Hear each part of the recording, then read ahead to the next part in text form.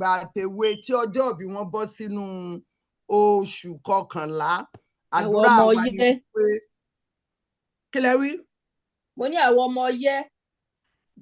bẹ́ẹ̀ ni ẹ̀yin tẹ́ ẹ láyà tẹ́ ẹ wá nú òtútù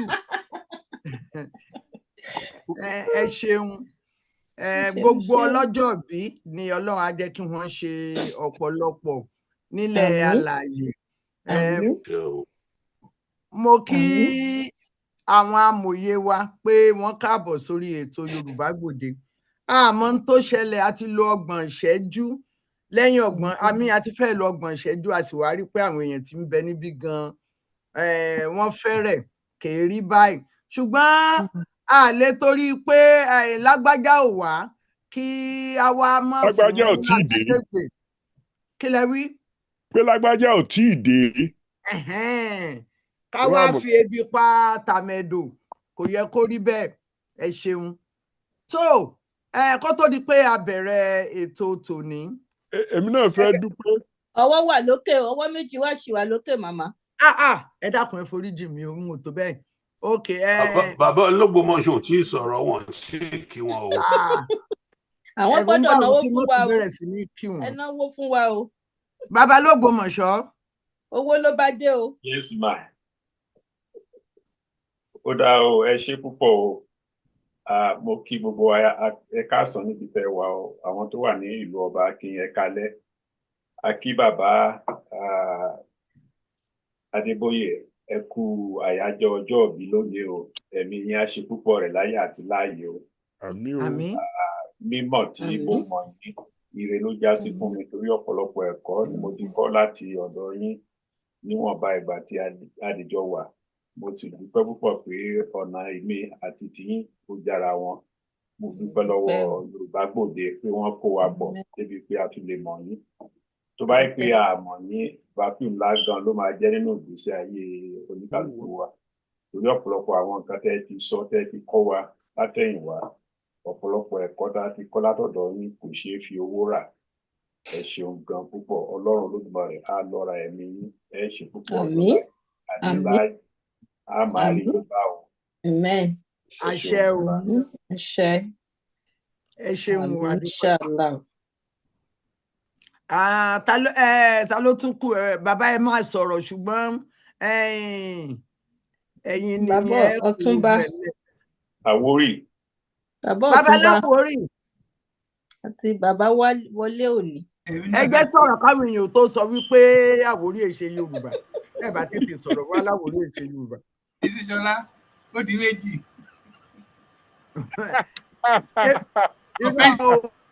Àwọn ọmọ ní ẹnu mi ò gbà o. Mo fẹ́ fi àsìkò yìí dúpẹ́ lọ́wọ́ ọ̀dọ̀ àwọn ọmọ fẹ́ fi àsìkò yìí kí bàbá wa. When I first joined Yoruba Gbòde, the 3 wise men, I adopted them. Òótọ́ lẹ sọ pé Àwórì ò gbọ́ Yorùbá o. Imported. Àwọn ọlọ́gbọ́n dorí ẹja mú mẹ́ta.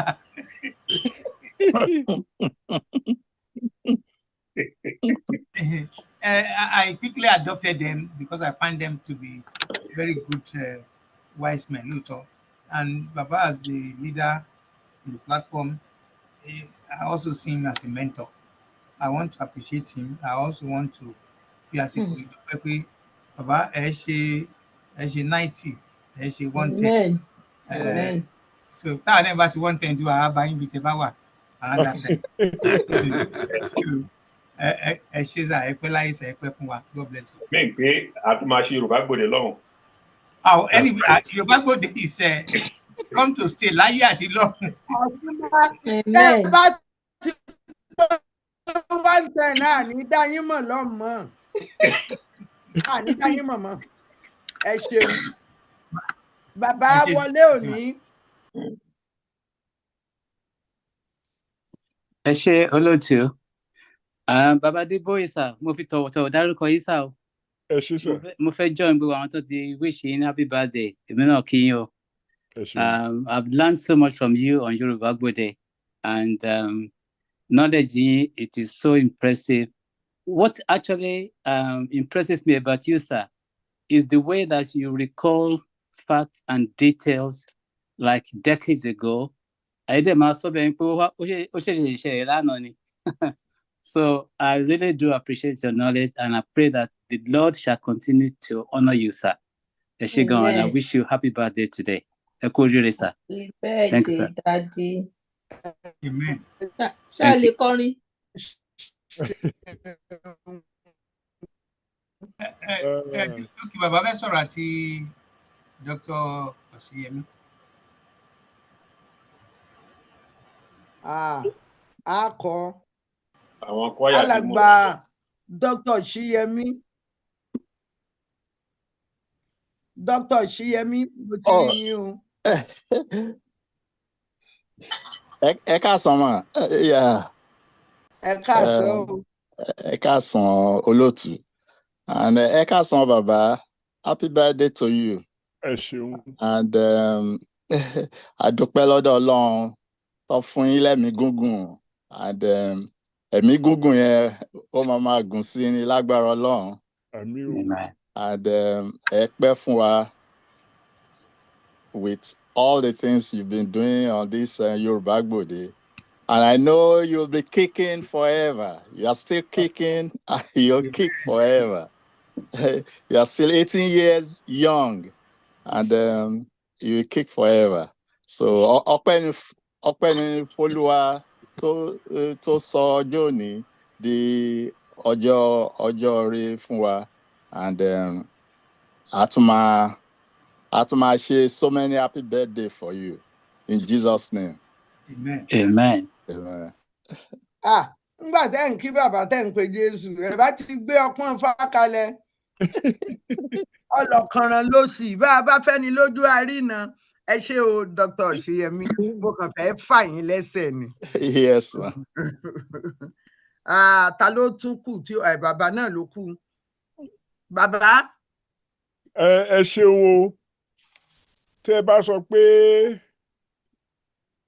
èèyàn bá wo tó rọjọ́ iwájú lọ títí tó tún padà wàá ro ọ̀rọ̀ ẹ̀yìn wò.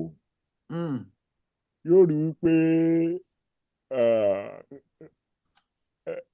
ẹ̀yin tí a jọ ń ṣe nǹkan pọ̀ lórí Yorùbá Gbòde ẹ ṣe àǹfààní fún mi lọ́pọ̀lọpọ̀. Kò sí ọjọ́ tí mo máa retí pé Sunday máa ń bọ̀. Sunday ọjọ́ ìsinmi àwọn onígbàgbọ́ ni o, pé ó ń bọ̀ tí màá bẹ̀rẹ̀ sí sọ pé Ọlọ́run ṣe àṣẹ Yorùbá Gbòde nítorí àwọn èèyàn àtàjọ ń ṣe. Èmi ò rí irú eléyìí rí o, torí kí a jọ wá látàkúrẹ́, láti Ìbàdàn, láti Ògbómọ̀ṣọ́, láti Àwórì, láti kéde wọn papọ̀, kí wà wọn papọ̀, kí ìrètí wọn papọ̀ bí ó ṣe papọ̀ níbí. Mo ń béèrè lọ́wọ́ àwọn ká tó bẹ̀rẹ̀, mo ní ǹjẹ́ mọ ibòmíì tí àwọn èèyàn ti mọ ṣe àwàdà bá ṣe táwọn mọ̀ búra wa tá sì mọ rẹ́rìn. Mi ò rí. Ó mì pé nǹkan tó jẹ wá lógún ìlọsíwájú ilẹ̀ Yorùbá ó ṣe pàtàkì fún wa pé agbára wa láàyè láti mọ takùrọ̀sọ. Èmi ni mo wá jogún gbogbo ẹ̀ jù, èmi lórí mi dáa jù lọ́nu wa nítorí pé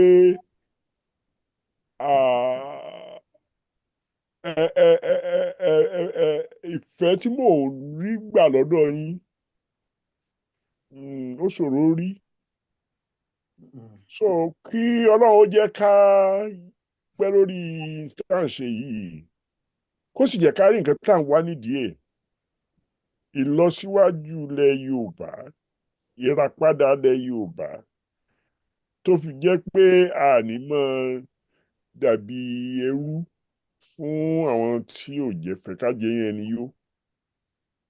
Mo dúpẹ́ gan-an ni, mo dúpẹ́ gan-an ni. Kọ́lọ́run ó fún gbogbo wa ní ẹ̀mí ká pẹ́ láyé. Àṣẹ o. Ní kékeré ká má sì kàràkàkà tó lọ. Káyé ọmọ ní wa lára, ká túbọ̀ sẹ́ni ó sunwọ̀n. àṣẹ. ká sì fi ọmọ àtàtà sílẹ̀ ká tó lọ láyé ọmọ àtàtà yẹn wọ́n wà dàbí wa wọ́n fẹ́ràn ilẹ̀ wa wọ́n fẹ́ràn àwọn èèyàn wa jákèjádò ayé tá a bá rírú ẹ̀ ṣe ká dúpẹ́ lọ́wọ́ Elédùmarè. a wà rí àbọ̀já tá a bá ti rírú ẹ̀ ṣe a rà bọ̀já lọ́hùn-ún. Ẹ ṣé púpọ̀ dúpẹ́ gan-an ni. Know that I am behind you until I pass. Ẹ ṣé. ọ̀rọ̀ páàsì ò sí nítòsí bàbá ẹ jẹ́ àgbùsòótọ́ ọ̀rọ̀. Mi ò fẹ́ fèlè o. àti nídìí pass mark fún yín nìsín ẹ jẹ́ àfi pamọ́. Bàbá máa pàṣọ at the age of 131. Amen. Ṣé ẹ gbọ́ mi? Mo dẹ̀ fẹ́ Bàbá pass eventually at age of 131. Tẹ́ ẹ bá rí bàbá ní 131 ẹ máa rò pé bàbá ṣẹ̀ṣẹ̀ pé 80 ni. Yes. Amen. That's right. Ọlọ́jẹ́ orí bẹ́ẹ̀. Gbogbo alájọ débẹ̀. Èmi tiẹ̀ ń rò wípé ṣé ọpọlọ ó tún máa ń fúnyàn lẹ́wà ni téèyàn bá lọ́pọlọ tí ó tún wá lẹ́wà pẹ̀lú ẹ̀ ṣé ọpọlọ ní máa ń fúnyàn lẹ́wà téèyàn wà mọ́ yọ́ǹgì. Bàbá ẹ̀yà mi lára ọpọlọ. Ó ti o, èmi lè sọ̀rọ̀ sí yẹn, mo lè dáhùn sí yẹn olótù. Ọpọlọ kì í fúnyàn lẹ́wà. Bàbá kan jẹ́ one of those unusual people tó ní ọpọlọ tó dẹ̀ wá tún ní ẹwà pẹ̀lú ẹ̀ ni. Wọ́n tún ní ìwà pẹ̀lú ẹ̀. Wọ́n tún wá ní ìwà tó ṣe kẹta. Thank you jàre Bàbá Ológbòmọ̀ṣọ́ for reminding me. Doctor, Caribbean náà ti confirm ẹ̀ fún mi. So bàbá ìsàkàndá èèyàn. Ìgbà tí wà ní Caribbean land náà confirm nǹkan tẹ́ sọ yẹn ẹ correct Dr. B. Kí ló confirm jàre? Kí ló confirm ẹ sọ fún mi? Ó tẹ́ sọ́ọ̀sì yìí náà confirm àwọn ọba bẹ̀ ló sọ fún mi. Okay. Ẹsẹ̀ ń ṣì ń dúró dáadáa. Tẹ́ bá tún sọ̀rọ̀ obìnrin a máa fi yín sí waiting room bàbá ọ̀tún. Ẹjọ́ gbogbo ẹgbẹ́ gbà mí lọ́wọ́ sí bàbá Ògbómọ̀ṣọ́ àti ìyá London. Ẹsẹ̀ Mr. Ọ̀túnba.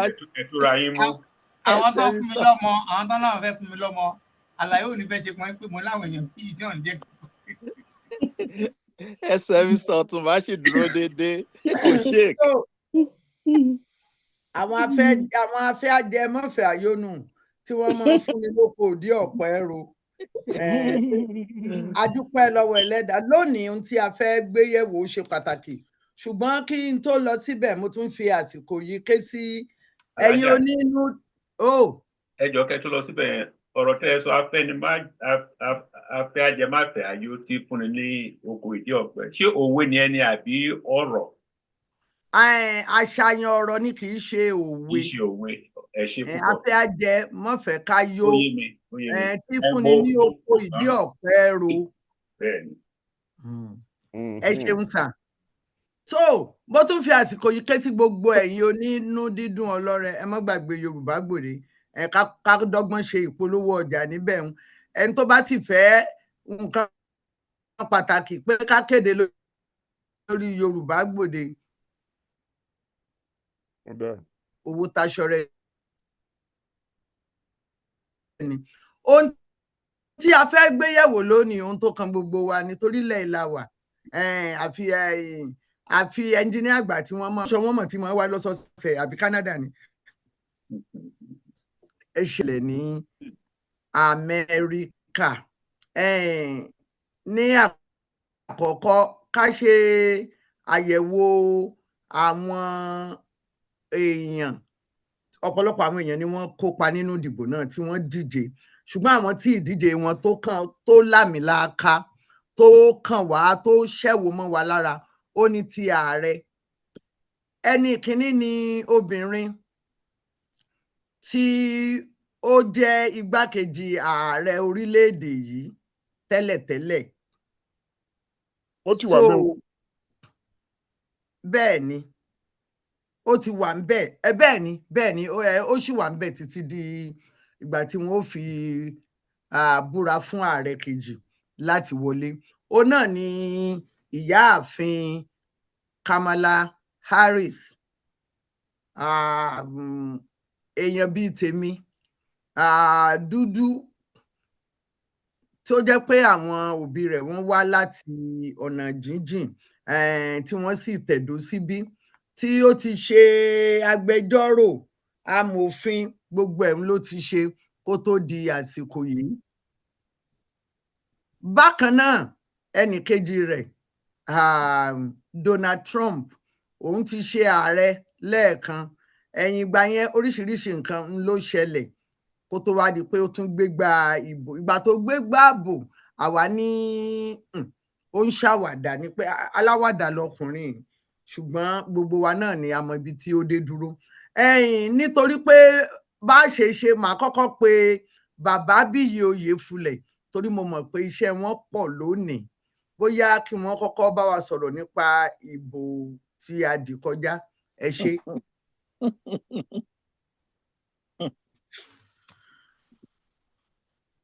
Okay, madam, ẹ ṣé gan lótú. Gbogbo iṣẹ́ tí mo fẹ́ ṣe tẹ́lẹ̀ nítorí Yorùbá Gbòde mo ti pa gbogbo ẹ̀ tì. So mo wà pẹ̀lú and go back to regular schedule sí. Okay, ẹ ṣé. Ṣé ká bẹ̀rẹ̀ látọ̀dọ̀ bàbá ńgbà náà? Bàbá, ẹ bá wa sọ̀rọ̀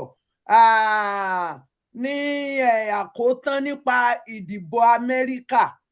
Bí ìdìbò Amẹ́ríkà pẹ̀lú ìrírí yín, báwo ni ìdìbò Amẹ́ríkà ṣe máa ń lọ? Kí ni àwọn táwọn èèyàn máa ń wò? Kí ló máa ń ṣẹlẹ̀ láwọn ìdìbò tẹ́ ẹ ti rí sẹ́yìn? Ẹ là wá lóye. Ẹ ṣeun olóòtú. Ọ̀rọ̀ ìbò tí ó ṣẹ̀ṣẹ̀ ṣẹlẹ̀ nísìnyí, ọ̀rọ̀ ta ni èsì ìbágbé bí ìbáṣelégbò. Kamala, Howard University ló ti lọ sí undergraduate school. Ó bá mi bẹ̀ ní o torí ọdún yìí náà ni mo ti lo 50 ọdún níbẹ̀ tí mo ṣe tíṣà. Wow. So ìgbà tó wá ọmọ mi ò tiẹ̀ rò pé mi ò mọ̀ bóyá mo bá pàdé, ṣùgbọ́n nǹkan tó bá ti jẹ mọ́ Howard University, ó máa ń dùn mọ́ mi. Nǹkan tó dáa tó bá jẹ mọ́ bẹ̀ máa ń dùn mọ́ mi. So pé ọmọ wa ní Howard ni o, ó fẹ́ jẹ ààrẹ ní Amẹ́ríkà, táwọn èèyàn dẹ̀ gbárùkù tì í, ó mórí mi wú. So àwa mọ̀ títí tí wọ́n fi dìbò ọ̀hún, a mọ̀ pé kò ní wọlé torí gbogbo àwọn tó kò tì lẹ́yìn àrírú ẹ̀ rí kí àwọn èèyàn pọ̀ tó bẹ́ẹ̀ yẹn kó ń fògùn ẹ̀ gbà rí. Kódà ńgbà tí Barack Obama ń run, a ní confidence tí a ní lórí ti Kamala. Ó wá ó lọ. Ṣé rí ọ̀nà méjì ni mo lè gbà sọ̀rọ̀ lórí ìbò tí wọ́n dì l'Amẹ́ríkà yìí. Àkọ́kọ́ ó ní pé ó ti pẹ́ tá a ti máa ń sọ nǹkan tí mo sọ síta yìí pé America has the best government that money can buy. Àwọn ò mọ̀ pé ó délẹ̀ yìí náà. America has the best government that money can buy. So tí wọ́n ti nígbà tí mo gbé newspaper lónìí, mo rí wípé Elon Musk spent $200 million. Hey! $200 million. Láti fi promote Donald Trump. Nígbà táwa ń sọ̀rọ̀ pé láyé nígbà kan rí o Nàìjíríà was a parliamentary system tó wá di ijọ́ kan tí wọ́n sọ pé àwọn fẹ́ ṣe presidential system. Wọ́n ní ẹni a bá sọ pé a fẹ́ jọ dídùn láàjù. So if America has the best government that money can buy, which way is Nigeria going with its presidential system other than to have a government that money can buy? Kí ló ṣẹlẹ̀ sí parliamentary system wa ayé àtijọ́ tó jẹ́ pé àwa ní dandan àfi tá a bá ní ààrẹ apàṣẹwàá? Pàápàá fáwọn èèyàn tí wọn kì í ṣèkan náà bá ti rí Yorùbá, la rí Ìgbò, la rí Haúsá, la rí Ẹdó, la rí Efik, Anangbe, Bibio. Kí ni àǹfààní one presidential election tó jẹ́ pé ẹni hóró kan lérò pé gbogbo ọgbọ́n wà lórí ẹ̀ kó gbogbo agbára fún un láì jẹ́ pé ẹnu yín kò. So nǹkan tí mo fẹ́ sọ lórí rẹ̀ nìyẹn. Number 2, gẹ́gẹ́ bó ṣe sọ pé inú mi dùn pé àwọn èèyàn gbárùkù ti Kamala, àmọ́ nǹkan tó ṣẹlẹ̀ oríṣiríṣi nǹkan làwọn èèyàn ń sọ. Ṣùgbọ́n ní tí wọ́n rí tí wọ́n sọ kò yí ìwà àwọn tó ń dìbò padà.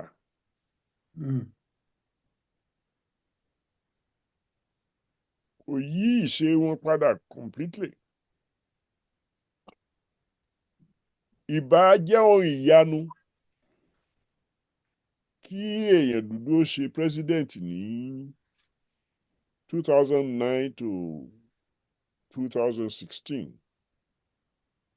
Kó tún wá di 2024 kéèyàn dúdú mi ò tún tẹ̀lé kó 8 years apart. Ìbá yàyàn lẹ́nu nílẹ̀ yìí. Kò tí ì ṣẹlẹ̀. Pé kò ní ṣẹlẹ̀ o.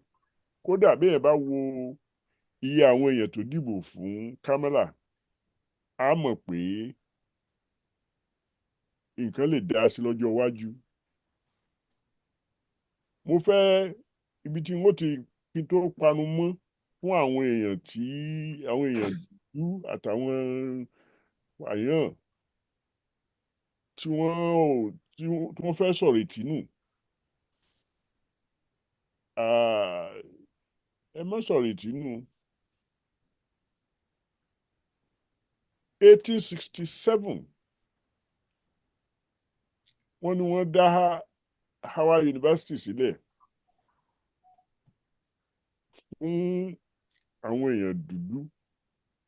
Àwọn wo lè èèyàn dúdú gbà yẹn? Àwọn ọmọ tí ọkùnrin òyìnbó tí wọ́n bí fún ọkùnrin òyìnbó téèyàn dúdú bí fún ọkùnrin òyìnbó ni, kì í ṣe èèyàn dúdú bíi tèmi báyìí o. Kò séèyàn dúdú hóró kan nínú àwọn ọmọ tí wọ́n gbà sí school nígbà yẹn. Kódà wọ́n gba Chinese. Well, but èèyàn dúdú ni wọ́n fi sọrí ẹ̀. So díẹ̀díẹ̀ wẹ́rẹ́wẹ́rẹ́ nìkan jẹlé. Kúlógún ọdún abẹ́ nìkan ò lè gbé wá sí. Ẹ bá dé Howard University lónìí, ẹni tí ó bá lọ sí Howard University ní 1867 tó bá dé lónìí tó bá rí Howard University kò ní dààmú. So díẹ̀díẹ̀ ni tí wọ́n bá sọ pé ìjọba gbogbogbò ni ìjọba democracy làwọn ń lò. Nígbà ó bá yá èdè àwọn èèyàn ó yẹra wọn kọjá àìsí ẹ̀yà kan náà àìsí èèyàn kan náà yóò yẹra wọn. Tọ́lá àwọn tí wọ́n bá ń bí gan wọ́n ti pa wọ́n run. Gẹ́gẹ́ bí wọ́n ṣe ṣe ní Australia and New Zealand. and Canada and most part of the Americas. Síbẹ̀síbẹ̀ èèyàn tó yàtọ̀ sí wọn òye wá ìdáhùn náà kó wá lọ́pọ̀ mẹ́ tí wọ́n kó lẹ́rú tí wọ́n ṣe gbá tí wọ́n ṣe láwo. So tíṣà kan wà tó kọ́ mi ní elementary school ó ní no condition is permanent. So ẹ jẹ́ ká wàásù fúnra wa pé kò tí ì yá ni nígbà bá yá àbí kí n sọ ní èdè àwọn kan tí ìgbẹ́ bá ń bọ̀ fùrọ̀ ayanu. Ẹ ṣé. Ẹ ṣeun o bàbá, mo dúpẹ́ pẹ́ òkun, ẹ ṣeun lọ́pọ̀lọpọ̀. Ọkàn mi wà ní o gbogbo ohun tí bàbá sọ ó wọnú ọpọlọ mi dáadáa. So ẹ jẹ́ kí n pe bàbá l'Ógbómọ̀ṣọ́, ṣé ti ṣe tán? Kí lẹ rí sí ìdìbò Trump? Kí lẹ rí sí tó ń lọ l'Amẹ́ríkà? Àbí àìsí ń bẹ̀ láìdásí ẹ̀yin náà kúkú mọ bá ti ń ṣe ńlẹ̀ yìí.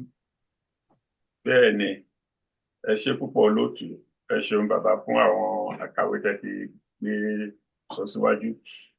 Ṣé rí ọ̀rọ̀ ìdìbò Trump kàyéfì ló jẹ́ fún ọ̀pọ̀lọpọ̀ èèyàn, ṣùgbọ́n wọ́n ní ó yẹ ká ti rí i pé ó ń bọ̀ bẹ́ẹ̀. Bẹ́ẹ̀ ni ó lè dàgbà kó mọ́ ṣe lójú yàn-án. Ṣé rí ìgbà tí ó ti lose ní ọdún 4 sẹ́yìn tó ti máa ń sọ àwọn ọ̀rọ̀ ẹ̀ lèmi ti máa ń sọ fáwọn ọ̀rẹ́ mi tó wà ní US pé ọ̀gbẹ́ni ó padà bọ̀ wá ṣe president yín, wọn kì í gbàgbọ́ ńgbà yẹn. Tẹ́ bá kíyèsí àwọn ọ̀rọ̀ tó ń sọ, àwọn ọ̀rọ̀ tó jẹ́ pé ọ̀pọ̀lọpọ̀ àwọn funfun tó wà ní Amẹ́ríkà tí wọ́n fẹ́ sọ ṣùgbọ́n tí wọ́n lè sọ síta, tí wọ́n lè fi ẹnu ara wọn sọ síta, ó ní ọ̀gbẹ́ni ẹ máa ń sọ, ó wá dàbí olùgbèjà fún wọn. Ọ̀rọ̀ tí ọlọ́gbọ́n ò bá sọ ẹnu wèrè láti gbọ́. Tẹ́ bá tún kíyèsí ọ̀pọ̀lọpọ̀ àwọn tó ń tẹ̀lé, ṣé o pé nǹkan tó tàjù ní Amẹ́ríkà ni wípé kéèyàn máa fi àsíá wọn kó máa fi bora.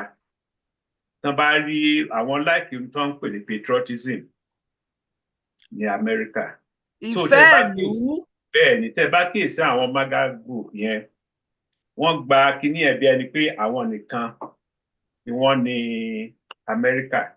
Then àwọn tó kù tó ń wò wọ́n, àwọn náà tí wọ́n fẹ́ kó yẹ pé wọ́n ta wọ́n nù, wọn à lè sọ pé bóyá ń tán ṣe ò dáa nígbà míì. Torí àwọn ń rí i pé àjọ nílùú ni. So ibi tẹ́ bá ń lọ mo ń bá yín lọ, lọ́pọ̀lọpọ̀ wọ́n ń ṣe lábẹ́nú, ṣùgbọ́n wọn lè ṣe síta lọ́pọ̀lọpọ̀ ìgbà. And ohun tó tún wá ń ṣẹlẹ̀, ṣẹ́rí tá a bá wo ọrọ̀ ajé bó ṣe wà l'Amẹ́ríkà lónìí, kò gbé àwọn middle class tó bó bá ń ṣe fi ìpò yẹ kó gbé wọn. Kí ló dé fà á? Ṣẹ́rí gbogbo àwọn ọjà tán ti àwọn nǹkan manufacturing plants tán ti kó jáde tán ti kó lọ sí China láyé bíi 70s 80s tó pé òun ló China ń lò tí China fi gòkè àgbà lónìí. Kò wọ̀ fún Amẹ́ríkà bẹ́ẹ̀, ó wọ̀ fún China ju bó ṣe wọ̀ fún Amẹ́ríkà lọ. Gbogbo ọrọ̀ ajé yẹn ibi náà ti kó wọn lọ, tẹ́ bá rántí láyé àwọn Reagan kankan, ibi náà ti kó àwọn lóye náà ti outsource. Ìgbà yẹn outsourcing náà ń pè tó yẹ pé gbogbo manufacturing plants níbi wọ́n lọ sí òkè òkun lọ máa ṣe nǹkan. China ní ọ̀pọ̀lọpọ̀ wọn tẹ̀ lọ jù. Ìyẹn ló ran China lọ́wọ́ tán fi débi tán dé lónìí. Ó dẹ̀ wá kó bá Amẹ́ríkà débi tí Amẹ́ríkà náà wà lónìí. Then COVID tó lọ, tẹ́ bá kíyèsí, ọ̀gbẹ́ni gan ló bà ìjọba jẹ́, ló bà ọrọ̀ ajé jẹ́ nígbà COVID. Òun ló jẹ́ káwọn èèyàn kú ju bó ṣe yẹ lọ. Ṣùgbọ́n pẹ̀lú ẹnu tó ń lò, kò fẹ́ kó àwọn èèyàn mọ̀ pé òun ni òun bà nǹkan jẹ́. Biden ló gbélé lórí. So bí Biden dẹ̀ ṣe tiraka tó láti tún ọrọ̀ ajé ṣe, ó dẹ̀ ṣe wọ̀nba tó lè ṣe. Ọrọ̀ ajé yẹn dẹ̀ gbèrú láyé Biden. Ṣùgbọ́n bó ṣe gbèrú tó kò gbèrú tó bí ìbá ṣe gbèrú tó ká ní kò ti bàjẹ́ ju bó ṣe yẹ lọ tẹ́lẹ̀. So Biden bá ọrọ̀ ajé Amẹ́ríkà níbi tó yẹ pé ó bàjẹ́, rúpọ̀gbẹ́ ní òhàndù COVID dáadáa. ó dẹ̀ ṣe wọn bá tó lè ṣe ó dẹ̀ ṣe dáadáa ṣùgbọ́n gbogbo bó ṣe ṣe dáa tó àwọn èèyàn fún ní accolade tó yẹ wọ́n sọ pé lóòótọ́ ló ṣe torí pé kò tíì síbi tó yẹ kó wà inflation ṣì wà high gbogbo ẹ̀ ṣì wà high ìyẹn ni wàhálà tí wọ́n ní lóde òní tẹ́ bá dẹ̀ wá tún kíyèsí gbogbo igbe táwọn èèyàn ń ké nílùú gbogbo tí Trump gan tó ń sọ nípa ẹ̀ pé òun máa tún ọrọ̀ ajé wọn ṣe kò sẹ́ni tó máa gbọ́ pé a máa tún ọrọ̀ ajé yín ṣe tí ò ní fẹ́ sọ pé jẹun fún ní benefit of a doubt. Ìgbé tóun dẹ̀ ń ké nìyẹn ìgbé tóun dẹ̀ ń ké nìyẹn bóyá yóò ṣe o kò ṣe o ṣe pé àwọn olóṣèlú irọ́ ni wọ́n irọ́ náà ń tà àwọn ń ta irọ́ àwọn Democrats ò fẹ́ àwọn kan sọ pé kò lè ṣe wọ́n àtẹ̀yìn náà sọ pé ẹ máa ṣe èèyàn ní ò máa impose tariff torí pé ọrọ̀ ajé ìlú ó mẹ́hẹ gbogbo aládẹ rí pé lóòótọ́ even níbi tèmi wà ń bí ní Canada gbogbo àwọn olóṣèlú wa ní ẹ̀rù ti ń bà wípé wọn tí ìmọ̀ tó máa ṣẹlẹ̀ sí ọrọ̀ ajé wa níbí bọ́gbẹ̀ni bá bẹ̀rẹ̀ iṣẹ́ tó fẹ́ ṣe pẹ̀lú tariff nǹkan kan tó fẹ́ impose toró ti ṣe bẹ́ẹ̀ rí nígbà tó wà ń bẹ̀ tó kó bá àwọn forestry product wa tó pé Canada ò lè ṣí lumber nǹkan sí US oríṣiríṣi nǹkan bẹ́ẹ̀ yẹn so àwa nìkan dẹ̀kọ́ gbogbo orílẹ̀-èdè lágbàáyé lẹ́rú ti ń bà pé tó bá débẹ̀ lóòótọ́ tó bá bẹ̀rẹ̀ sí impose tariff ibo là ń bá lọ ok ẹ wo China ń sìn China torí pé tariff wà lórí ọjà tó wọ́n láti China wọ́n lọ sí manufacturing plants ní Mexico so wọ́n manufacture ní Mexico bẹ̀tọ́ pé Mexico àti America ní NAFTA free trade agreement ọjà yẹn ń wọlé bẹ̀ Trump ti sọ pé tóun bá débẹ̀ o àti ìtàn ṣe Mexico àti ìtàn ṣe ní China gbogbo ló máa impose tariff lé lórí ta ló máa wà ń bì tíṣẹ́ fẹ́ bọ́ lọ́wọ́ ẹ̀ tínú ẹ̀ ò ní dùn yóò ṣe kò ṣe inú wọn dùn so oríṣiríṣi nǹkan ni kéékèèké báyìí ni ó ṣe okùnfà gbogbo ìṣubú tí arábìnrin yẹn ní torí gbogbo bí Trump ṣe ń fi àwọn èèyàn lọ́kàn balẹ̀ pé ẹ má wọ́rì nǹkan máa dáa àwọn ò ṣe yẹn ìyí táwọn ń ṣe ni pé àwọn ọkùnrin tó fẹ́ dobìnrin obìnrin tó fẹ́ dọkùnrin ìyẹn nágbárùkù tì jù ìyẹn dẹ̀ kọ́ làwọn èèyàn fẹ́ gbọ́. kò dẹran nínú ìṣàsùn mẹ̀kúnnù. ìyẹn kọ́ làwọn èèyàn fẹ́ gbọ́ ohun táwọn èèyàn fẹ́ gbọ́ ni pé bóò lọ́jọ́ ọ̀la ṣe máa rí.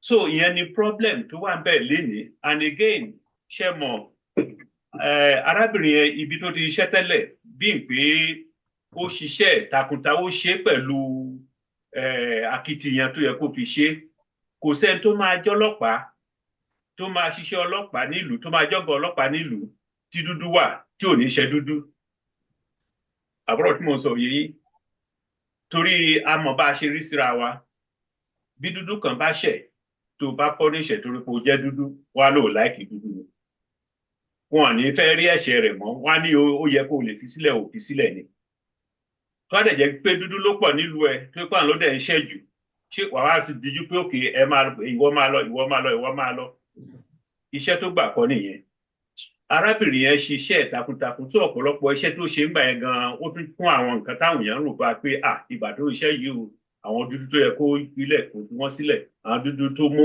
ó sọ wọ́n sẹ́wọ̀n oríṣiríṣi àwọn ẹ̀sùn tán kà sí lẹ́sẹ̀ on a personal basis ni wọ́n yẹn ṣùgbọ́n lórí pé bí ìjọba wọn ṣe lọ bá ṣe ṣe campaign wọn mo rò pé àwọn Democrats àwọn Kamala wọn fa àwọn èèyàn mọ́ra tó Trump pẹ̀lú ẹ̀yin náà mọ̀ pé bí Trump bá parọ́ tẹ bá wojú ẹ̀ rò pé òun ló sọ òun ni olótìtọ́ tó wà láyé jù kò sí bí Trump bá parọ́ kò ní rẹ́rìn ṣe mọ̀ á dẹ̀ máa sọ fún mi pé òun máa ṣe nǹkan báyìí àtẹni tó lè ṣe o àti tí ó lè ṣe o òun ló ti sọ síwájú náà ó ti rí ìjọba gbà ẹja máa wò bóyá ó máa lè ṣe àwọn nǹkan wọ̀nyẹn bóyá kò lè ṣe ṣùgbọ́n tèmi rí pàtàkì ń bẹ̀ ni wípé àti rọ́ o àti òótọ́ o tó gbé sílẹ̀ òun ló bá débi tó báyìí tó wà tó fi rí ìjọba gbà mọ́ Kamala lọ́wọ́ ẹ ṣeun lótú. The damn liar. ẹ ṣeun o ẹ ṣeun adúpẹ́ ìbéèrè kan wà tó jẹ́ pé n ó béèrè nígbà tí amòye kẹta tí wọ́n bá sọ̀rọ̀.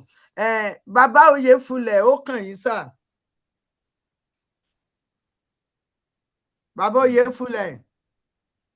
Ọlọ́gbọ̀ngàn. Mo rí i pé èmi kí mo mute yín o. Ask to unmute.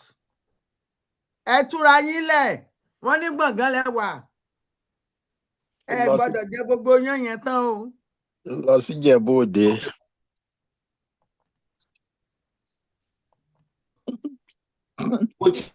Ṣé ẹ ń gbọ́ mi?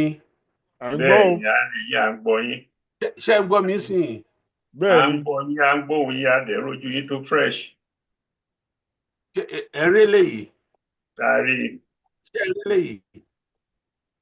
Ẹ má bínú, ọ̀nà méjì mo fi wọlé o. So ẹ jẹ́ kí n wá. Mo ti rí.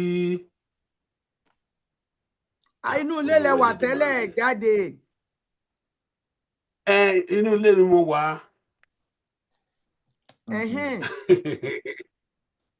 Ok, dúró náà. A ní ká à ń gbọ́ yín tó bá yẹ pé yẹn ni. Ṣé ẹ ń gbọ́ mi? Bẹ́ẹ̀ ni. Ẹ rí mi. A rí yín. À ń rí yín, à ń gbọ́ yín. Ó mà ṣe o. Kí láà ló tún ṣe ń gbà tá à ń rí yín? Go ahead. Okay. A ti ń gbọ́ yín, a ti ń rí yín báyìí. Ẹ ti rí mi sìn. Bẹ́ẹ̀ ni. Problem ni pé mo ní data kan tí mo fẹ́ share pẹ̀lú yín, but inability to put it in. Wọ́n ní bandit yín lò sà. Wọ́n ní bandit yín lò, Prof. Mo ń láti fún yín permission. Yes, your network bandit is low. Okay, but ẹ jẹ́ kí n tiẹ̀ fún yín permission náà. Okay. Ṣé ẹ rí mi sí? Ṣé ẹ rí mi? Bẹ́ẹ̀ ni. Okay, ẹ̀rọ ẹ jẹ́ kí ó dà pé méjì ni mo ní. Wọ́n á gbọ́dọ̀ kan nínú ẹ̀. Body double. Okay, ṣé ẹ rí mi sí? Bẹ́ẹ̀ ni. Okay. Mo tọ́ méjì lórí the same bandwidth. And he said, I'm going to warn you. And the sickness trying to get you concerned about things you can't control. And your blood is starting to heal. Because a lot of things that are being spilled in your blood are based on a scenario that's in your mind. Anything you have to fight or flight. The chemicals that are in your blood are for only a certain amount of time. You can't be in danger of failure. Hello. I'm going to call you. Ṣé ẹ rojú mi náà? TV or radio. Okay, very good. Yeah. Nípa election tó ṣẹlẹ̀ yìí, it's one of those very, very interesting things. Tí o bá wo data tó wà or data. Now, mi mọ̀ bóyá mo lè gbé data yẹn sí orí screen or not. Nǹkan tí mo ti ń try láti ṣe for the past 10 minutes nìyẹn. Ṣùgbọ́n àìlè gbé sórí screen, màá sọ̀rọ̀ lórí ẹ̀. Then later, mo lè gbé sórí screen in case people want to have access to it. Ṣé rí election tó ṣẹlẹ̀ yìí? Ó show wa pé humans will always be humans. Àkọ́kọ́ rò pé bóyá àwọn èèyàn ò fẹ́ràn Kamala or bóyá àwọn èèyàn ò vote enough. But analysis of the data will show something totally different. Tẹ́ bá wo mo ní data tó wà lọ́wọ́ mi tí mo fẹ́, which I would have loved to share if I was able to. Ó fún wa ní voting pattern of the whites, of the blacks, of the Latino, Latinas, and other races. Gbogbo ẹ̀ ó fún wa ní ó wá break down voting pattern yẹn into 15 different cohorts. The first cohort ni èmi mo mọ̀ fi síbẹ̀ o ni white females who raised his hands and received the worship. Who constitute 40% of the American population. Among those people, the white females, only 46% voted for Kamala, where 53% voted for Trump. And the more they worship, the more we worship. Ẹjọ́ ẹ̀yin tẹ́ ń sọ̀rọ̀ níbẹ̀ yẹn ẹ má jẹ́ ń pa yín lẹ́nu mọ́ ní tipátipá o. Èèyàn kan ṣì wà tí rédíò ẹ̀ wà on. Mi ò tiẹ̀ bóyá máa pa gbogbo wa lẹ́nu mọ́ nígbà yẹn. Mr. Kimboye. No, I'm not talking. Akin Akínbóyè ni ṣe bá fún mi ní kí ni mo lè bá. Mo ti pa. Okay, ẹ ṣé. Ẹ ṣé. So tábà wo that cohort of white females, 46% of them voted for Kamala, whereas 53% voted for Trump. Ṣẹ́rípò obìnrin sóbìnrin wọ́n like Kamala. Ṣùgbọ́n kíni kan tún wà tó like ju Kamala lọ ìyẹn máa sọ towards the end. Ẹ jẹ́ àwọn black females who constitute only, unfortunately, 6% of the population. 10% of them voted for Trump. Ẹ má jẹ́ àtọ̀ra wa àwọn tó ní pé gbogbo wọn lọ vote for Trump dúdú vote for Trump. Only 10% of the black females now vote for Trump, whereas close to 90%, 89.5% to be very precise, now vote for Kamala. Ṣùgbọ́n being only 6% of the population now vote will count. Go count nítorí pé volume yẹn ò pọ̀ tó. Percentage wọn close to 90% ni obìnrin tó vote for Kamala. Ẹ jẹ́ ká wá lọ sí ọ̀dọ̀ àwọn Hispanics, Latinas, Hispanic females, who àwọn náà unfortunately 5% náà jẹ́ nílùú yìí.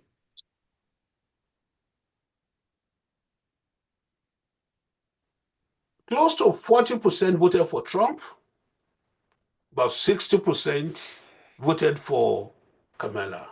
60%. Ẹ má gbàgbé àwọn tá à ń pè ní Latina ń bí o. Ṣé à ń pè funfun? Àwọn tó jẹ́ funfun pọ̀ nínú wọn. Dúdú náà wà bẹ̀ fún wọn break down according to racial composition of the Latinas. So I pass opposed to 89% of blacks, 59% of Latina no vote for Kamala, which is still very good showing, 60% in the year. Now, let's go down to white male. White male. And white males constitute 35% of the population of this country. 60%, as expected, voted for Trump. 60%. And unfortunately, 38% of them voted for Kamala. Most of them, unfortunately, tí bá fẹ́ wò from Trump's side ni, but tí bá fẹ́ wò from Kamala's side, fortunate. Nítorí ibi tí àwọn tó yẹ pé wọ́n tá máa sọ̀rọ̀ pẹ̀ ní little while o, àwọn tó yẹ pé ó benefit wọn láti pay for Trump, láti vote for Trump, Out of that population, 38% of them, of those who will have benefited, 38% of them voted for Kamala. Now, ẹ jẹ́ a lọ sí ọ̀dọ̀ ara wa, black males. Black males as a cohort will constitute only 4% of the American population. 25% of them voted for Trump, but a majority of 74, close to 75% now vote for Kamala. Of course, ẹ jẹ́ a wo Latino male. Ẹ má gbàgbé Latino male, Castilian, Hispanics ló pọ̀ nínú wọn, wọ́n pọ̀ dáadáa nínú wọn. Castilian ni àwọn tó wá láti Spain gangan, tó ń ṣì retain phenotypical features of the Spaniards. Some of them blonde, blue eyes, wọ́n wà láàrin wọn. So among those Latino males who constitute only 4% of the population, was split along the middle. 49 of them voted for Kamala, 48% voted for Trump.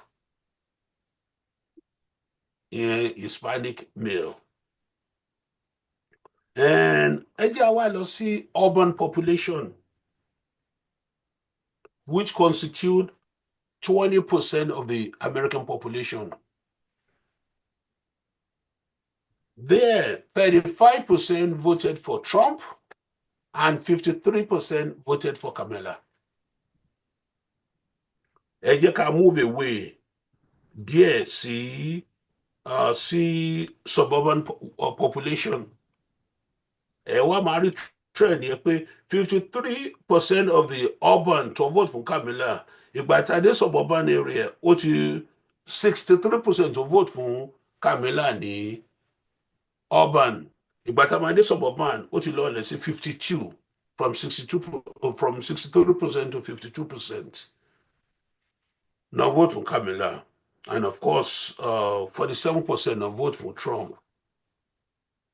Ẹ jẹ́ a lọ sí rural population.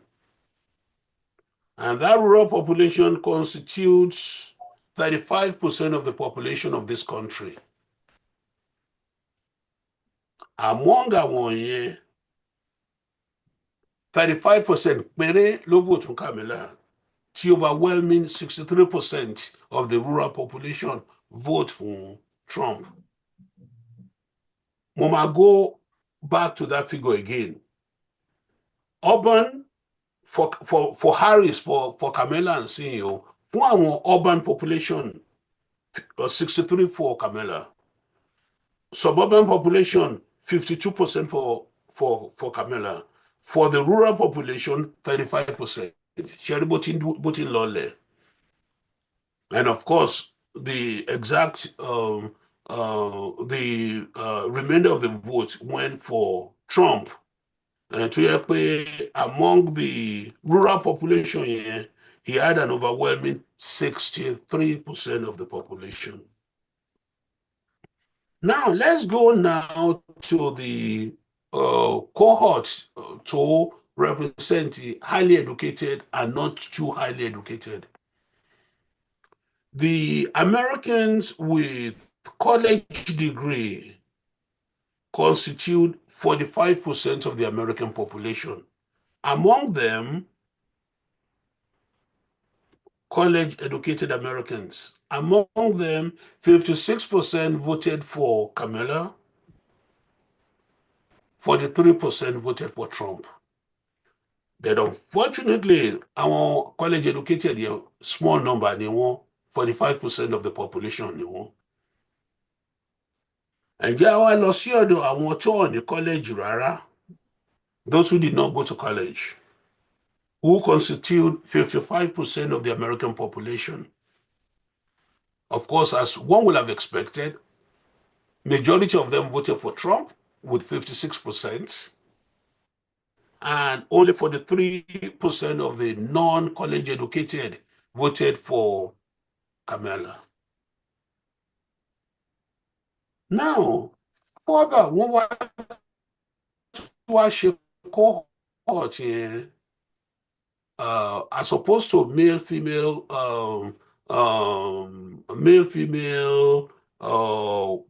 rural versus urban. One was according to white Americans, Black Americans, Hispanics, and other Americans. An interesting pattern showed. With white Americans, 56% voted for Trump. Now, keep the percentage of white Americans, 75% of the population were just white Americans. Only 43% of whites voted for Kamala, and an overwhelming 56% voted for Trump. Among Blacks, who constitute only 10% of the American population, 16% of Blacks, generally, male, female, 16% voted for Trump, whereas an overwhelming 83% voted for Kamala. Hispanics, 10% of the American population, 43% of the Hispanics voted for Trump, whereas 55% voted for Kamala. Other ethnic groups, Chinese, Pacific Islanders, who constitute another 5% of the American population, of the voting population, and they have to be Americans, 41% of those voted for Trump, whereas 55% voted for Kamala. Ìgbà tí mo wo figure yẹn, tí mo analyze figure yẹn, one thing came out glaringly to me. Bí Bàbá Adébóyè ti máa ń sọ, figures do not lie. One thing ló come out ni pé tó bá fún wa ní ọkọ́ ká fi kọ ebè, ara ẹni la ó kọ sí. White Americans, God bless them, just did something that's very human. Tó bá di pé ebè yẹn tá bá lọ kọ́ sí ọ̀dọ̀ ẹlòmíì, ó máa disenfranchise wa, ó máa yọ privilege that he need for generations and generations, ó máa yọ kúrò. Vast majority of them will vote for Trump, even though they may have different opinion of who Trump is. That tó bá di pé kán yọ privileges tó ti ní, wọn ò ní gbà. That's why that's 75% of the American population that is white voted overwhelmingly for Trump at 56%. Tó jẹ́ pé Kamala had only 43% of the white votes. Ibi tí Kamala tó fi lose nìyẹn. Because ṣé mo 13% drift ní ìyàtọ̀ tó wà láàrin among the whites, 13% ni Trump fi win ẹ̀. And Tabade count 43, Taban count 56% for Trump, 43% for Kamala. That 13% difference here, Tabawa multiplying effect of 75% of the population is quite very easy. That's the reason tí Kamala fi lose, tí Trump fi win. Abomire o. Ẹ káàbọ̀, ẹ wò ó ga, ọpọlọ yín ò ní dópin o, ní gbogbo ẹ ṣeun púpọ̀, mi ò bóyá lè gbà mí láyè ìṣẹ́jú kan péré tó tẹ̀ lè má tó bẹ́ẹ̀. Tánu o, ẹ dákun mi. Báńkọ́lé lorúkọ mi lónìí. Bàbá ló gbọ́mọ̀ṣọ́. Ọ̀dà ẹ̀ ń ṣó. Ẹ ṣe púpọ̀. Alàgbóye ìpìlẹ̀ ẹ ṣeun pẹ̀lú statistics tẹ́ bá wa gbé jáde yẹn. Ó dẹ̀ jẹ́ pé a ò lè rí bẹ́ẹ̀ ṣe sọ bẹ́ẹ̀ ṣe kà á ó yé wa yékéyéké. Ṣé rí n tó ṣẹlẹ̀ gẹ́gẹ́ bí mo ṣe sọ tẹ́lẹ̀? Ohun táyà àwọn funfun ò lè sọ jáde lẹ́nu tí Trump ń sọ òun ló fà wọ́n lọ sọ́dọ̀ Trump. Àwọn funfun bá ṣe ń wò ni pé àwọn ń kéré sí nílùú àwọn. Àwọn fẹ́ di minority nílùú àwọn kò tẹ́ wọn lọ́rùn. Ṣùgbọ́n Trump ń sọ fún wọn pé tẹ́ bá jẹ́ kémi wà ń bẹ̀ o ohun tó ń jẹ́ kẹ́ di minority yẹn àfẹ́yìn ní eégún ti sọ pé òun á mú kúrò ń bẹ̀. Gbogbo àwọn tó ń wá níbí tó ń wá láì níwèé láì àti tó níwèé àti tí ò níwèé gbogbo wọn ló máa kó dànù. Gbogbo tó ẹ̀ ń dí àwọn ọmọ Trump nìyẹn sẹ́ẹ̀. So ẹ má jà túnra wa gẹ́gẹ́ bí bàbá Oyèkúnlé ṣe sọ tí wọ́n bá fún alọ́kọ̀ àròkọ sọ́dọ̀ ara ẹni. Àwọn funfun yẹn rí i pé eléyìí olùgbàlà wa ni o. Àwọn pípù tó ń wá èyí tó fẹ́ sọ wá di minority ń lu wa kí la fẹ́ ṣe pẹ̀lú wọn. A ti rí olùgbàlà o. Àbọ̀mí rèé ẹ ṣe olóòtú. Ẹ ṣeun mo dúpẹ́ púpọ̀. Kó tó di pé mo fẹ́ béèrè ìbéèrè kan kó tó di pé ń máa pe àwọn èèyàn. Bàbá Oyèfúlẹ̀ Yorùbá ní ẹjọ́ làákọ́ àìkọ́jà ọ̀rọ̀ Trump gangan ni ibẹ̀ ni ìbéèrè mi. Látijọ́ tí èmi ti mọ̀ ọ́n pé ó ń ṣe olóṣèlú àtakò àwa dúdú òun ló máa ń gorí gbogbo ohun tó bá ń ṣe. Ǹjẹ́ ẹ fura pé nǹkan kan ṣẹlẹ̀ bóyá ó ti ní ìrírí kan àbí nǹkan kan ló fi kórìíra dúdú tó bẹ́ẹ̀? Ẹ ṣeun. Tí n bá sọ eléyìí ń sìn àwọn tó máa bá mi jà sí náà pọ̀ jù. Èmi ò rò pé Trump kórìíra dúdú as such. Màá dẹ̀ sọ reason. Ọmọ ẹ̀ second to the last born ẹ̀ kì í ṣe yẹn ọkùnrin yẹn last born ẹ̀ Baron. Obìnrin tó jẹ́ second to the last born ẹ̀ èmi gbọ́ pé Nàìjíríà ni ọkọ ẹ̀. Èmi náà gbọ́ bẹ́ẹ̀. Nàìjíríà ni. So tó bá hate to Nàìjíríà exactly. Lebanese ni. Ṣùgbọ́n Nàìjíríà ló gbé dàgbà. Lebanese Nigerian, yes. Nàìjíríà náà bí sí. Nàìjíríà ó dẹ̀ ń sọ Yorùbá dáadáa ó tún gbọ́ one of the Eastern languages dáadáa. Now tó bá jẹ́ pé ó hate and by the way Lebanese Arab ni dẹ̀ mọ̀ pé ní racist lingo dúdú Jew Arab ìkan náà ni not fi máa discriminate against gbogbo wa. So mi rò pé Trump tó gbé ní New York hate dúdú as much bí ó ṣe ní pé ó máa ń lo fear of black or fear of takeover of the populace by non-white. Tí kò ní ṣẹlẹ̀ for a long time, to be honest with you, whites are still 75% of the population. Mo pé eventually tí birth rate tó bá continue to be as low as it is, eventually after many years, Baba Adébóyè lè bá ṣe calculation yẹn after a while. I mọ̀ pé wọ́n lè become minority, but it's not something in the foreseeable future. So mi rò pé fear hatred of blacks ló ń ṣe bí ó ṣe ni pé ó rí kíní kan tó latch onto pé pẹ̀lú eléyìí o òun lè go to the top. Ẹ wo nǹkan tó ń sọ against dúdú against gbogbo nǹkan tó ń ṣe kò ṣọ̀pọ̀ smart. Ṣùgbọ́n àwọn èèyàn tó ń play to the gallery fún wọ́n accept 56% of them voted for him. So yẹn mi pé ó hit kíní kan ó ti mú pencil on paper ó ti rí ní pé 75% of the population yẹn tó ń bá lè rí 10% more vote láti ọ̀dọ̀ wọn and of course eventually he got 13% more votes. òun á win nǹkan tó ṣe gan nìyẹn.